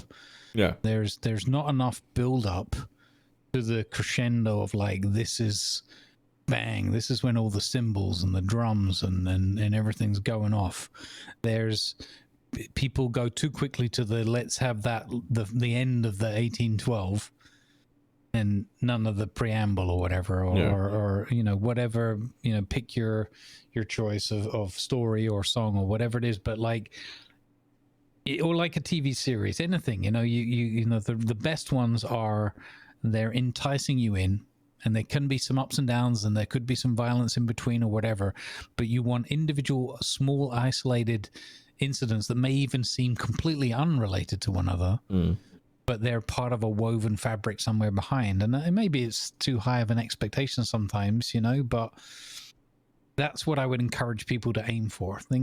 Think about, what is the hook? What's going to get people hooked into not just the characters themselves and the personalities, because it's kind of fairly easy to get addicted to them and say, oh, I like the way that one talks, or I like this catchphrase this one's got, or whatever. It's kind of like a little bit like how Skinny Pete sort of started out, and then turn that more into a long-standing, like, emotional sort of backdrop that, if and when Skinny Pete sails off into the sunset, or is eaten by the Kraken, or whatever happens to him, killed by a pirate, whatever, I would like to think that we've built it to a point where that would be sad, or maybe people are happy to see him go, or whatever it is, but that it would trigger emotions rather than it just being, there's that pixel avatar that isn't there anymore. Yeah. And that's what I would like everyone to some degree to strive for. Sometimes people are playing for various reasons, and there's no fault of this but like a very, very light-hearted, and it doesn't really matter too much kind of thing. You just have like a little throwaway character that you need to let off some steam and role play a little bit for a few days. But in a broader sense, having that kind of impact, and having people care about what happens to them is kind of what I strive for. And I'd like to see people, again, it doesn't have to be some grandiose thing. We're not talking about Oscar-winning performances in any shape or form, but just give us a reason to care more than, oh, you're really good with that rifle, or you're really good with that cannon. Yeah. Maybe give some sort of inspiration to others. Mm-hmm. And speaking of that, how on point have we been with the segues? They've been really good. Yeah, and here's the next one. We're starting off the questions and comments from the community with some inspirational words from my moderator, Mr. Battlekat, who during a stream not too long ago said, throw kindness around like confetti. And I thought that was a beautiful idea, because there's so much vitriol, there's so much anger and toxicity going on. And I'm not talking let's focus on nothing but the positive, because that ends up being toxic positivity. Like you're actively ignoring things that need to be handled. You're actively just kind of brushing over things that actively need to be talked about, and that's not good. That's gone too far. But it is so much easier to actually be kind to somebody And we're not talking that you have to give them money or roses or whatever. A smile, a simple smile when you're out walking and see somebody that looks at you, but just like look friendly, you know? We're not talking, oh, there's somebody looking at me, grin, you know, it's not the Colgate smile. We're just, give them a gentle smile and move on. That's one way of showing kindness to somebody around you. And then there's the other things of asking people, how are you? Not, are you good? No, how are you? Give them the opportunity of actually talking to themselves. How am I? Am I okay? Should I be talking about this? You know, it's that part. Because there's a kindness in showing genuine interest in others. And so I like this, yeah, it sent me on a bit of a rant, but yes, throw kindness around like confetti. What do you say? Should we start loading confetti? I think we have to get an opinion from Jurek. No, that's subs and bits. Oh, okay. Subs and bits are not confetti, according to Jurek, although that is also one way of showing kindness. And if you like Jurek, do go give him some bits and subs.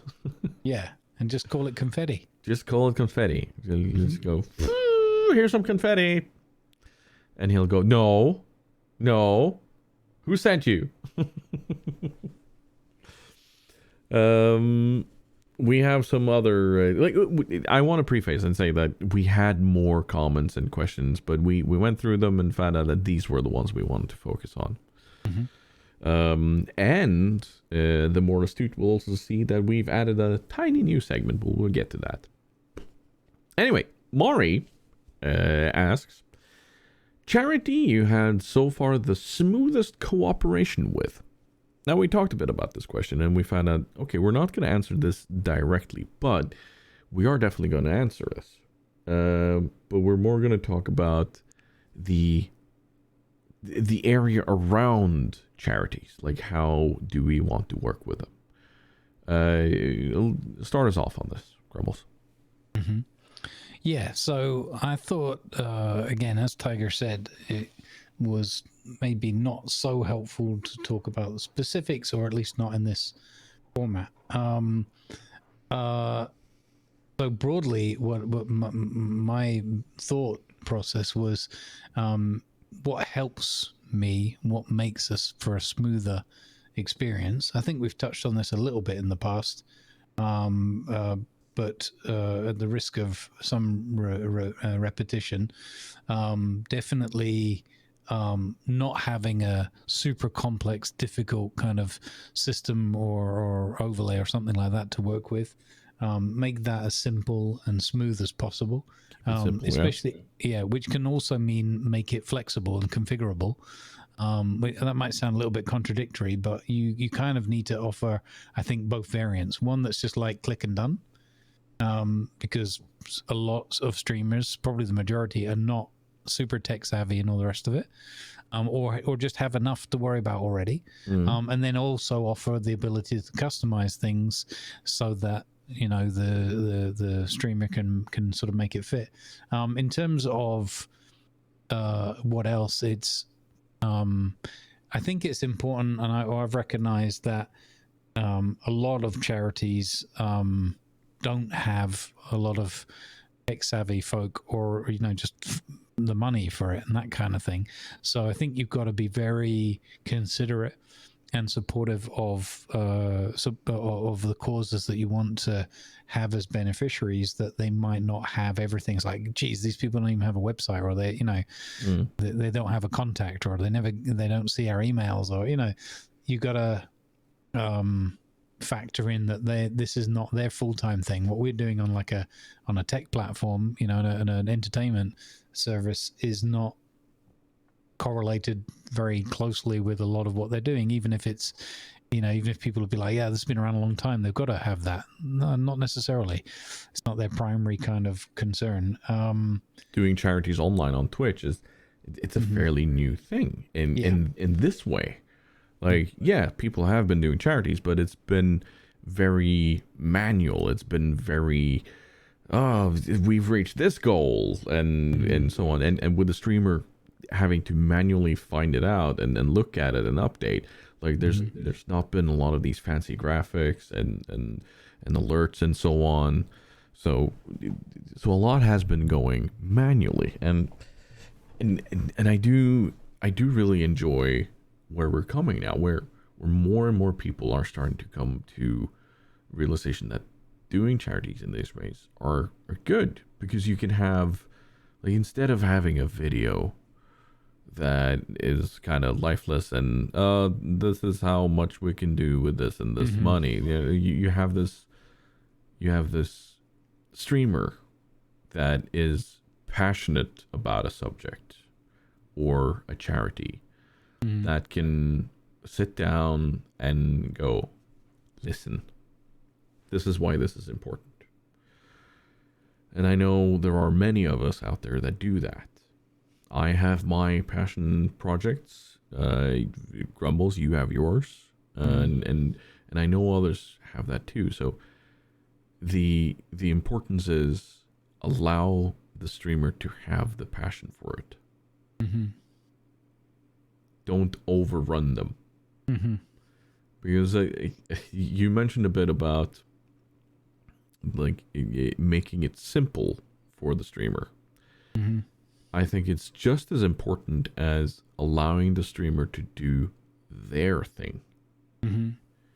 Because if you overrun the streamer with how they like doing things, then suddenly something feels off. Like you have this uncanny valley thing going on. So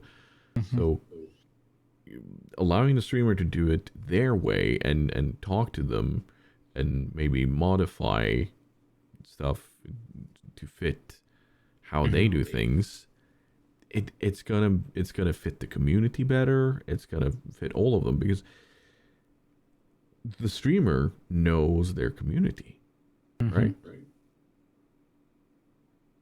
So yeah, you've gotta know. I couldn't agree with you more. Having had the various experiences, the 12 days of indie event as well, which was thoroughly enjoyable, but also a challenge in many different areas, not least of which streaming on a different channel and not having my own OBS and my own buttons and sounds and that kind of thing, and that coming to us kind of late on, so that it wasn't like, well, you could just set that stuff up maybe for the later days, but by the time you get into that rhythm and you've got that first one under your belt and you feel more comfortable, you're like, okay, this is not so bad and I know what I'm doing and I don't need all that other distraction. But I agree with you, I think you have to trust the streamer, and I think it's important to have, or to have trust with both parties and establish a modicum of rapport and mutual understanding, that, like, let the charity shine for what its cause is and focus on that, and let the content creator focus on how to let the charity element of the content shine amidst everything else. You don't want it to necessarily be just another stream with a bar across you want to have more than that, because you want to bring the transparency to the sentiment and the emotion of the message and the cause. That's important, but you don't want that, as you said, that isn't solved by just like, here, watch this video you could watch anytime. I might as well have just emailed everyone the link or put it on a Discord. Because then you're not utilizing the kind of you're not utilizing the content creation and artistic flair and whatever, and the personality that's the unusual element, the different thing that you're bringing to that cause. It's a fun question. Yeah, no, it's definitely a fun question, and it makes me reflect on the charities that I choose to work with. And I think more streamers need to do that. Mari has another question. for us. Who on Twitch/YouTube would you like to play Cards Against Humanity with, and why? Now, here's a clarifying question for me that I probably should have done earlier. Do we just say the people we know, or do we go worldwide? Because if we go worldwide with everybody, I would love to share a table with let's find 3 other people. So it's me, Hello It's Colo, Grumbles, and who would be the last one?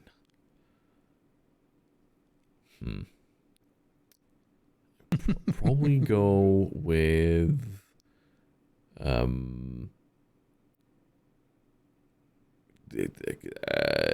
Co-Carnage. No, Gassy Mexican. Mm-hmm.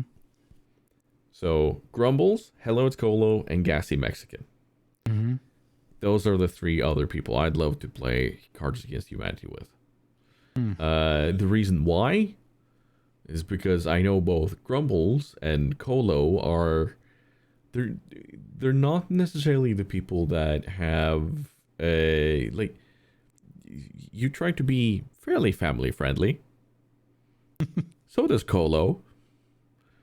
And Gassy is just all over the place and a fantastic content creator, and he has stories and there's characters he'll be playing, and you know what, honestly though, I'd rather be playing Fun Employed with you guys. But that's outside of the question. How about you? Yeah, I think sticking with the question, I'm similar with you. I'd like to do the Garlic Phone and those kind of things. I think it's hilarious. But Cards Against Humanity, I've played that a couple of times in the past with D&D groups, not my current group, but with some other groups, and it was quite the riot. I was quite shocked. I'd never played it before, and I was like, wow, okay. But it was quite humorous, because there was just trust there. You know, we were all role playing with each other a long time, and it was you kind of understood the humor and whatnot. But very interesting to play that in an audience from people all across the world, different cultures and backgrounds and whatever. Funnily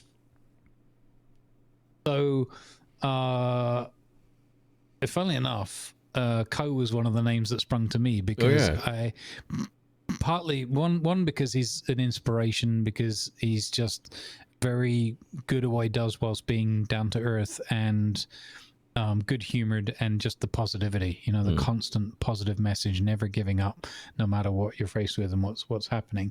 And I just thought it would be interesting to, I imagine that putting him, you know, like how I would feel, and awkward, but well, we're here now, so let's just have some fun kind of thing. But I if I'm allowed to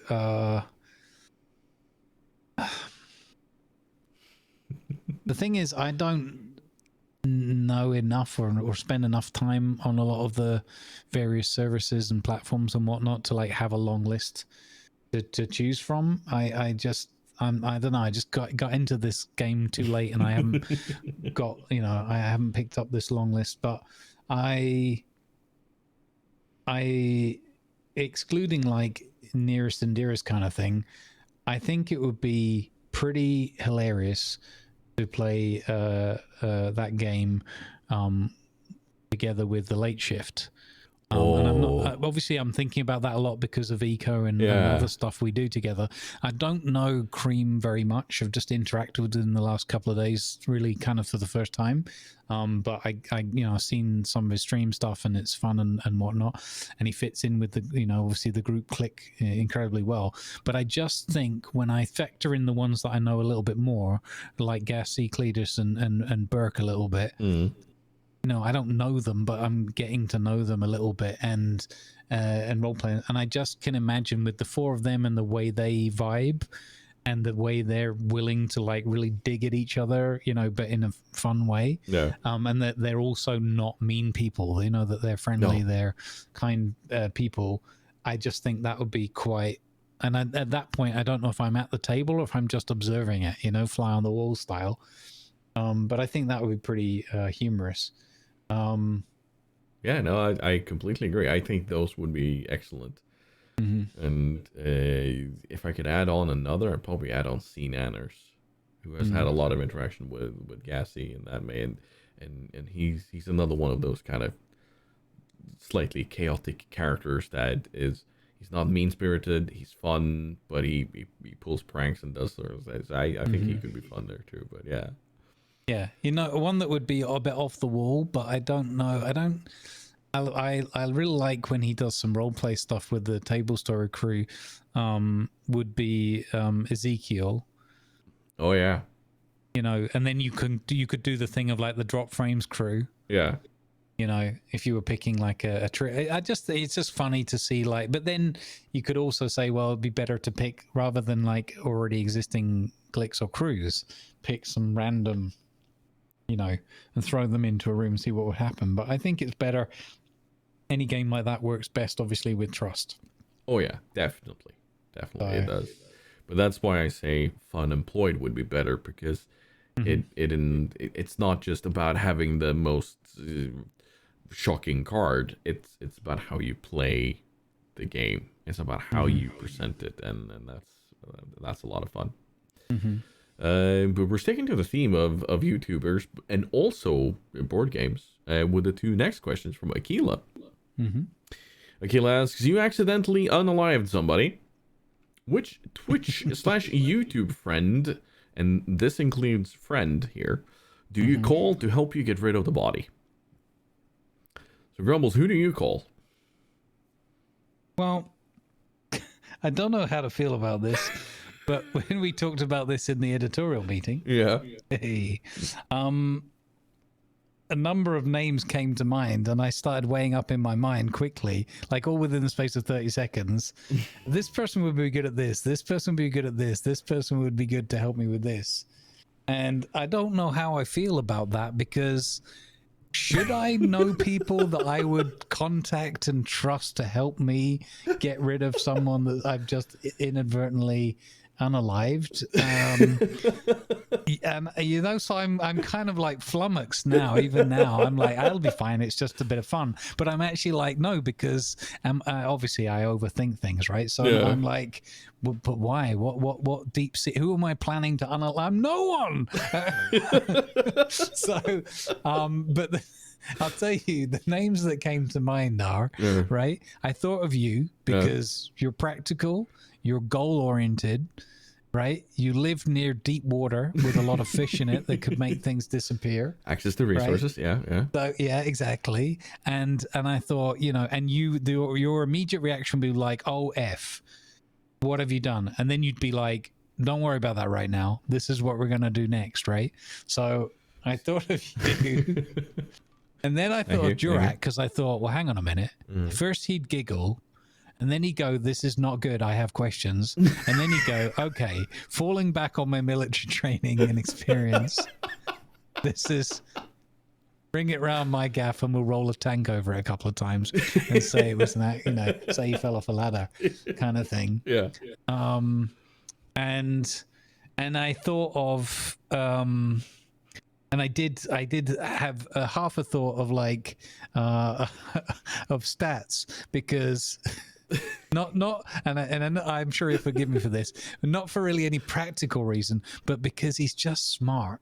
And I just thought, stats would be like, if nothing else, he'd be like, I was listening to an Audible last week, Grumbles, about exactly this. And this is the kind of tool you need. This is, he would be like, so he'd have the knowledge because he'd audibled it. Yeah. So that's why, so bless you all. I don't mean any insult, and I'm not planning to unalive anyone, but I love the question. No. What about you, Tiger? Yeah. So here's my list. Because I don't know how, like, we don't really have just one, do we? Like, I don't know. The first person that I'm thinking of is Rab. Because he would be like, all right, I'll get the shovel, you get the car. let's do this. No questions asked. Like, this is just, okay, we're doing this. We're fixing this. And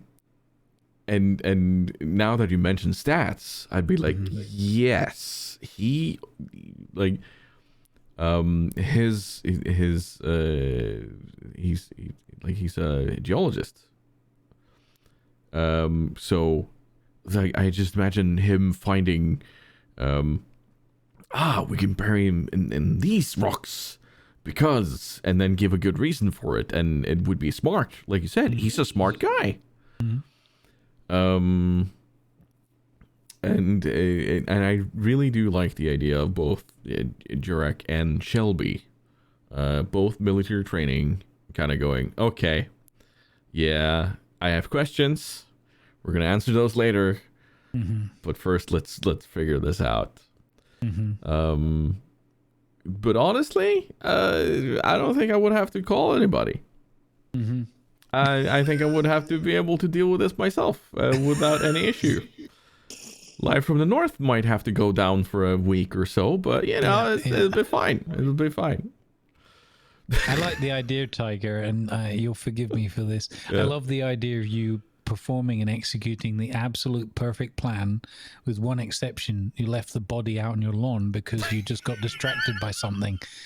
Everything in the plan went perfectly, and you're like, why did I bury that empty coffin? You're just thinking about it like a week later. And then you flick Live from the North back on, and then you see it, and you're like, shit. Well then,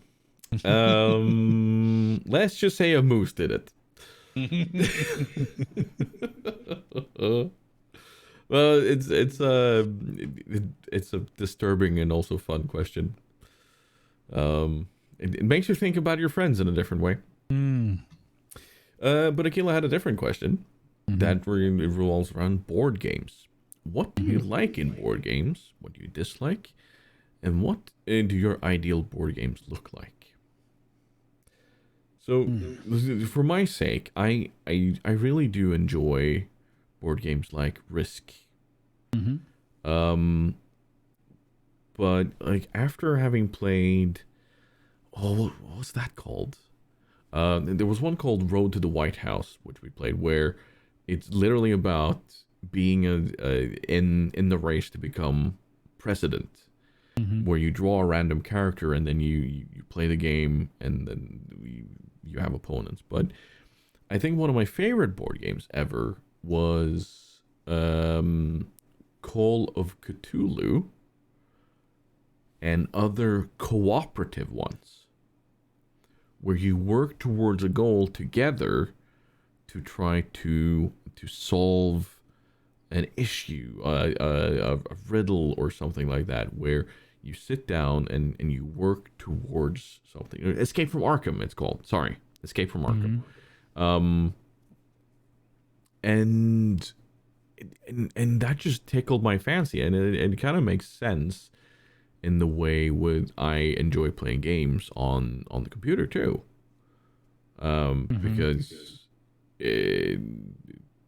Risk, you have a very straightforward set goal. There's strategery, you get to be able to think and so on, but there's also an element of surprise.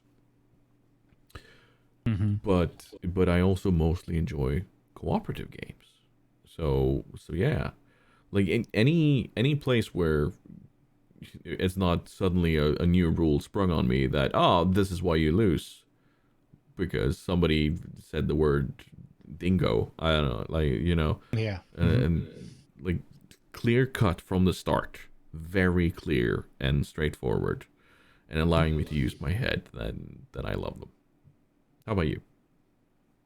Yeah, I like think games that have I guess a fairly, doesn't really matter if it's quicker or slower, but just like a consistent pace. I don't like to get caught up and bogged down in things. Although to a degree that can happen in more complex games as you get later on, like Monopoly. I I really enjoyed when I was younger Risk and Axis and Allies. I don't know if you ever played that. Yeah. I was thinking about that when you were talking about Risk. And I liked another game called Talisman, but I can barely. It was so long ago, I could barely remember any of it. But I kind of like the fantasy elements of that. My ideal board game. Oh, and here's another one that I thought of, which is Settlers of Catan. Oh, that's a very nice game. Yes. Yeah, I've only played in German, so I learned and played that in German. And I really enjoy that. So I liked the element of friendly competition. Like, it felt like a game. You know, you didn't feel like it was high stakes in any way or stressful or whatever. I liked that there was enough variety, it felt, in that game, that it had that replayability kind of factor to it. And I liked just the fact that, as you said, there wasn't like major surprise, but there's obviously like better and worse cards that could turn up and things that could influence the gameplay. I'm trying to think of maybe it was Monopoly. I was thinking my favorite part of Monopoly. I always quite enjoyed Monopoly. Not so much the money and stuff, but obviously just the strategy or whatever, and the tactics of like where to build up and that kind of thing, and trying to get sets of things and whatnot. But I liked also I think there's like pulling a card element of that, so you would never quite know what was going to happen. I'm not sure if I'm thinking of the right, of Monopoly or the right game, but yeah, anything where where you can set up the best kind of strategic approach you want, but then it's either dice or often I enjoy games that there's maybe a mixture of some dice, but also some cards to pull that, that's been shuffled at the beginning. So it's like, let's bet on a naval assault of, Eastern US seaboard or something. And then, this is not how the game works, but if we're talking about ideal game, there might be, you pull a card and it's like, the diesel engines of your transport ships have a malfunction. The prototype was dud or whatever, bad design flaw. So, maybe this is too extreme or too specific, but just something that throws a spanner in the works, but you can recover. Maybe you have to expend some additional resources you weren't planning on in order to, get the engines working again or something like that. So I like that element of where you plan and you have maybe a strategic or at least a tactical approach to something, but you might just luck out.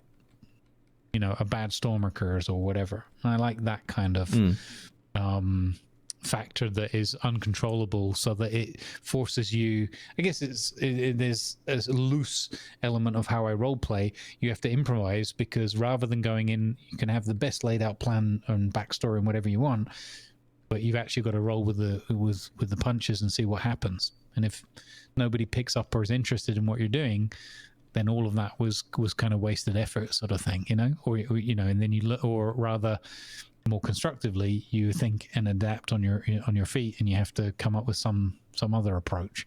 So I guess I would look for a game that gives me the opportunity to work within the rule set, but also improvise and take risks. Right. Yeah. Yeah. No, I'm with you there. There needs to be some sort of feeling of randomness, I guess, to add to it. That way you can't just game the system all the time. Yeah, I guess that's why I enjoy like D&D and those kind of role-playing experiences, and Blades in the Dark, and more recently, because you've got the mixture of the dice, the sort of tactical and strategic elements of what the game allows and the content that's there, and then the rest is like you're making it up step by step, and you don't know how all of that's going to roll out. And then the really rewarding scenarios are like, I tried to do a triple backflip and put a potion of diminution on the dragon's nose so that it shrinks down and we can run away from it, or that kind of thing. And then you roll the dice and you get a nat 1 on your athletics. Yeah, no, that's that's kind of why I like role-playing games. So definitely. Haha! I will do. No, you won't. Balls. Yeah. But speaking of things you can do and share and triumph in. Yeah. People have shared some little victories with us. And to preface this is something that I saw Hello It's Colo do on her stream, which I love the idea of. I love the idea of sharing a little victory. And this can be anything from being a long time sufferer of depression, and then suddenly one day having the spoons to get out of bed and make a sandwich for yourself, like just a little victory, something that combats your current situation or something that improves your day-to-day life, even if it's a tiny bit, because it's a victory, and that's the importance of it. That's what we're celebrating. We're celebrating even the little victories. And I kind of want to start bringing that in on top of something to smile about, because and I've said this before in regards to little victories. It's, if you judge a fish by its ability to climb a tree, you're not judging it fairly, because you're always measuring yourself towards others, not towards yourself. And a little victory, it's literally your victory. It's not there to be overshadowed by anyone else's. It's not there to be judged by anyone else, but we're celebrating them. That is all we're doing here. And so I asked in my Discord for people to share their little victories, and I do encourage people to do that from now on. And so Mari shared her little victory, which was that she has managed to do 10 push-ups in a row several times or several times now, as opposed to just once and then not feeling it anymore. And she's getting stronger. So she's seeing, because she's been doing daily push-ups and trying to hit a total of 50 per day for a while. And she's now seeing the results of that, and that's a little victory, and that's cool. And then you have Jurek, who has for a while now been suffering severe headaches, and has had issues where he's been forced to go to the doctors a lot. He shared a little victory today, saying that the magical medical mystery journey seems to be making progress, and honestly, a little bit of hope for this year being a year of real progress. And we celebrate that. How about you, Grumbles? Do you have any little victories?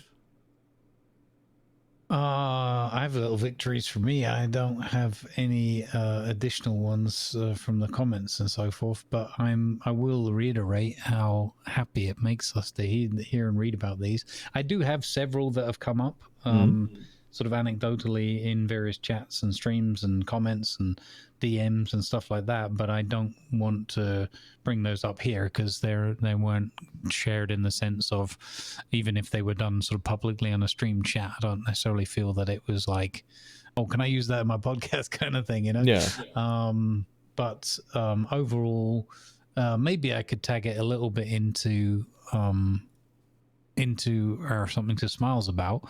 I guess one of the things that's given me a huge boost, and especially we had a big kind of hit of this today, was just, we got into talking a little bit between some scenes with both regulars and you know, swathes of newcomers coming in with kind people raiding and bringing their crews over. And we were just talking about a number of positive messages and topics, like around the pledge and supporting people in need and whatnot. And it's so uplifting to see the resonance with both, you know, existing and experienced community members and newcomers alike, with people just saying, heck yeah, you know, where I'm saying, you know, instead of all this bad news we're surrounded by and snowed under by all the time, there's so much good stuff going on every minute of every day, and it's just not out there. People are just not sharing it, or the message is not being, you know, passed along.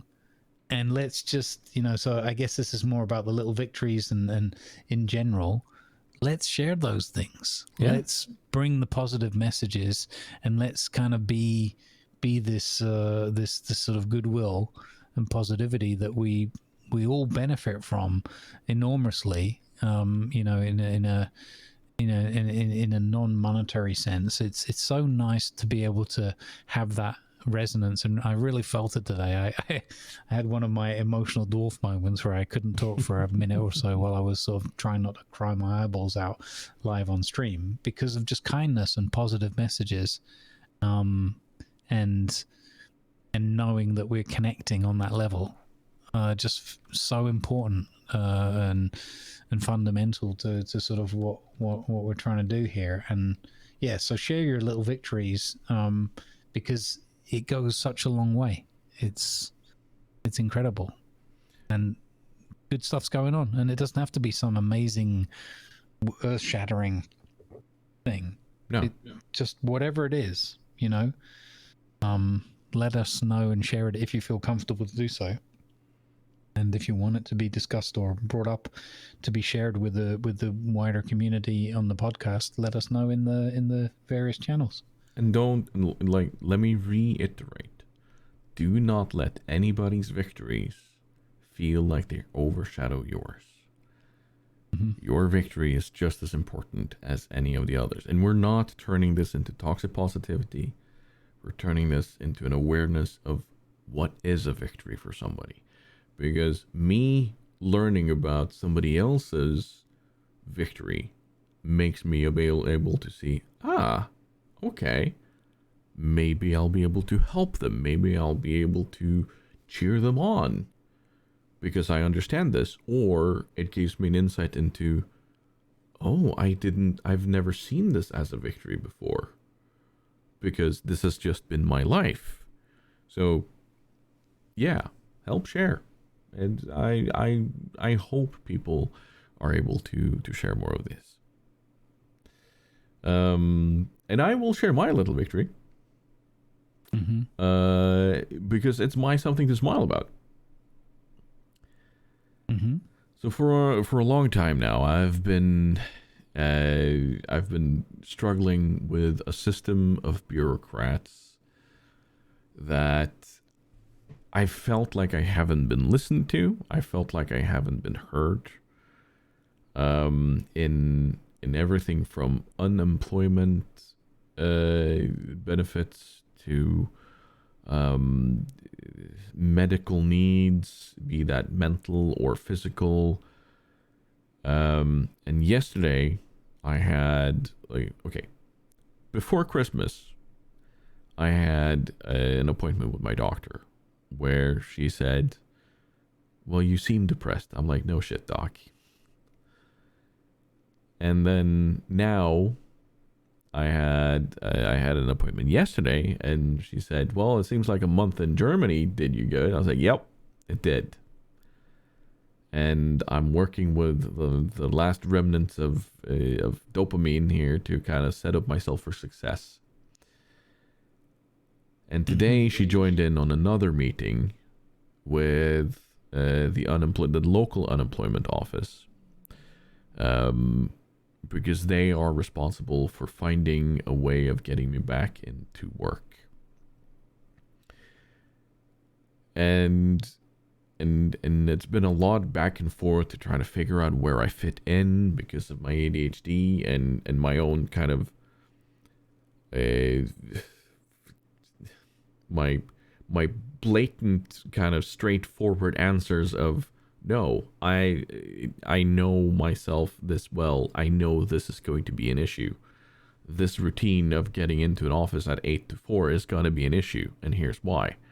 And them saying, okay, we hear you, we believe you, and then we're not going to force that subject. We're not going to force that way of fixing things.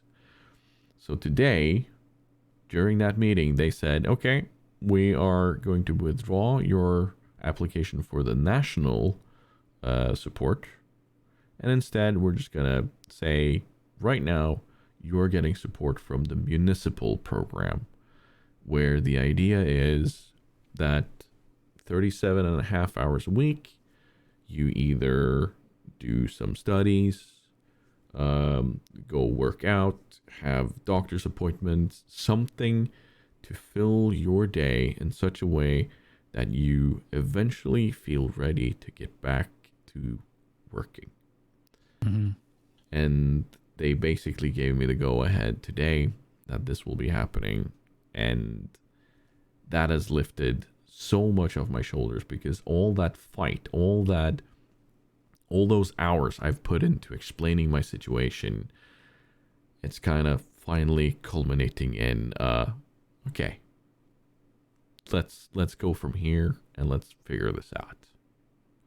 Let's solve this, not just figure it out, And that felt good, because I also managed to actually ask during the meeting, am I allowed to go to Germany to visit my girlfriend? And they said yes. That is no issue with this program. So that is my something to smile about. Mm-hmm. So that is my journey getting clearer and more straightforward. Well, that makes me smile.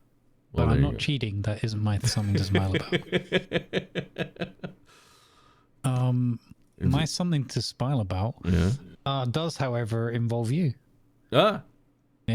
And someone else that may probably be familiar to the community, somebody called Maui, I believe. And it's just meeting you guys. I was so the TLDR. I've spent many years traveling and going all sorts of places, planes, trains, automobiles, and done all sorts of stuff and met lots of fantastic people. And a few sort of bum gnomes along the way too. But and then there's been the last few years where I've become more of a recluse for whatever reason, not for a plan or whatever, but just everything's become more and more online, and the whole COVID and all that kind of stuff. And I found myself in a position just psychologically where I'm like, well, I don't need to go outside of the cave. I've got it's fine, go out hunting occasionally and we're done. And it was just nice to have a bit of a dose of reality, travel a little bit and spend some time. But that's not really the core of the story. The core of the story is that it's just delightful to meet you and Mari and be able to just affirm the friendship and camaraderie, and the fact that you're just lovely people, genuine, down to earth, humorful, compassionate and caring, and I guess most importantly of all, which I've already shared with chat, but now it's in the podcast world as well, you just make an absolutely wonderful pair. You're just a great couple. It's just so enjoyable to be able to witness and observe two people who just get each other, just understand and sort of vibe off of one another, and it's and I really love it, and I'm still smiling from it even now. So that's my something to smile about. Oh, I know Mari is gonna have to remove her glasses and wipe a tear from this, and she's gonna go, "Stop it! stop it, no. And be like, no, you. Well, the best thing about podcasts is, except for the comments, you can't really go no you. So, well, I'm here. I can say no, you. that's true. No, it was a lot of fun meeting you. But you did put that Ivan has super secret. Duh. Yeah, but that's because I didn't want to tell you that my super secret was Grumble's super secret. Crisis foiled again. Foiled again. Duh. Well, there we have it. It's been a good episode of a lot of everything, as per usual. We've had inspirational managers. Yes, we've had inspirational managers. Thank you to our managers. Mr. Battlekat, who's apparently our manager now. I don't know how that happened. You get your usual 15%. And thank you to everybody for giving us topics and questions. Keep those coming in. Share your little victories. Share your community questions, ideas. We might not use all of them, but the more you ask and the more you put in there, the more there's a chance of us using it. This is not an invitation to put in 52 topics in one post, by the way. I just want to point that out. We have other things to talk about too. And we'd rather not prune too much. Yeah, but also don't be offended, please, if we do have to cherry pick. It's just the way it is, yeah. We do have time constraints of 3 hours to work on per month. So unless people pay us, because then we can up the amount of hours. Please sponsor us. No. This month's episode brought to you by Wibbly Wobbly. Wibbly Wobbly. For all Sponsored by Lawless and Clueless.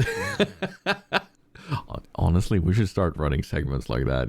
Just pure hogwash segments where it's like, today's stream is sponsored by water. Drink some today. It's hydration. Yeah, that sort of thing. Anyway, we're getting off topic and we're getting off episode as per usual. Without further ado, and with that being said and with that being done, it's been a wonderful episode, and that's a goodbye from me and a good vibes from Grumble. Good vibes. Bye. Bye.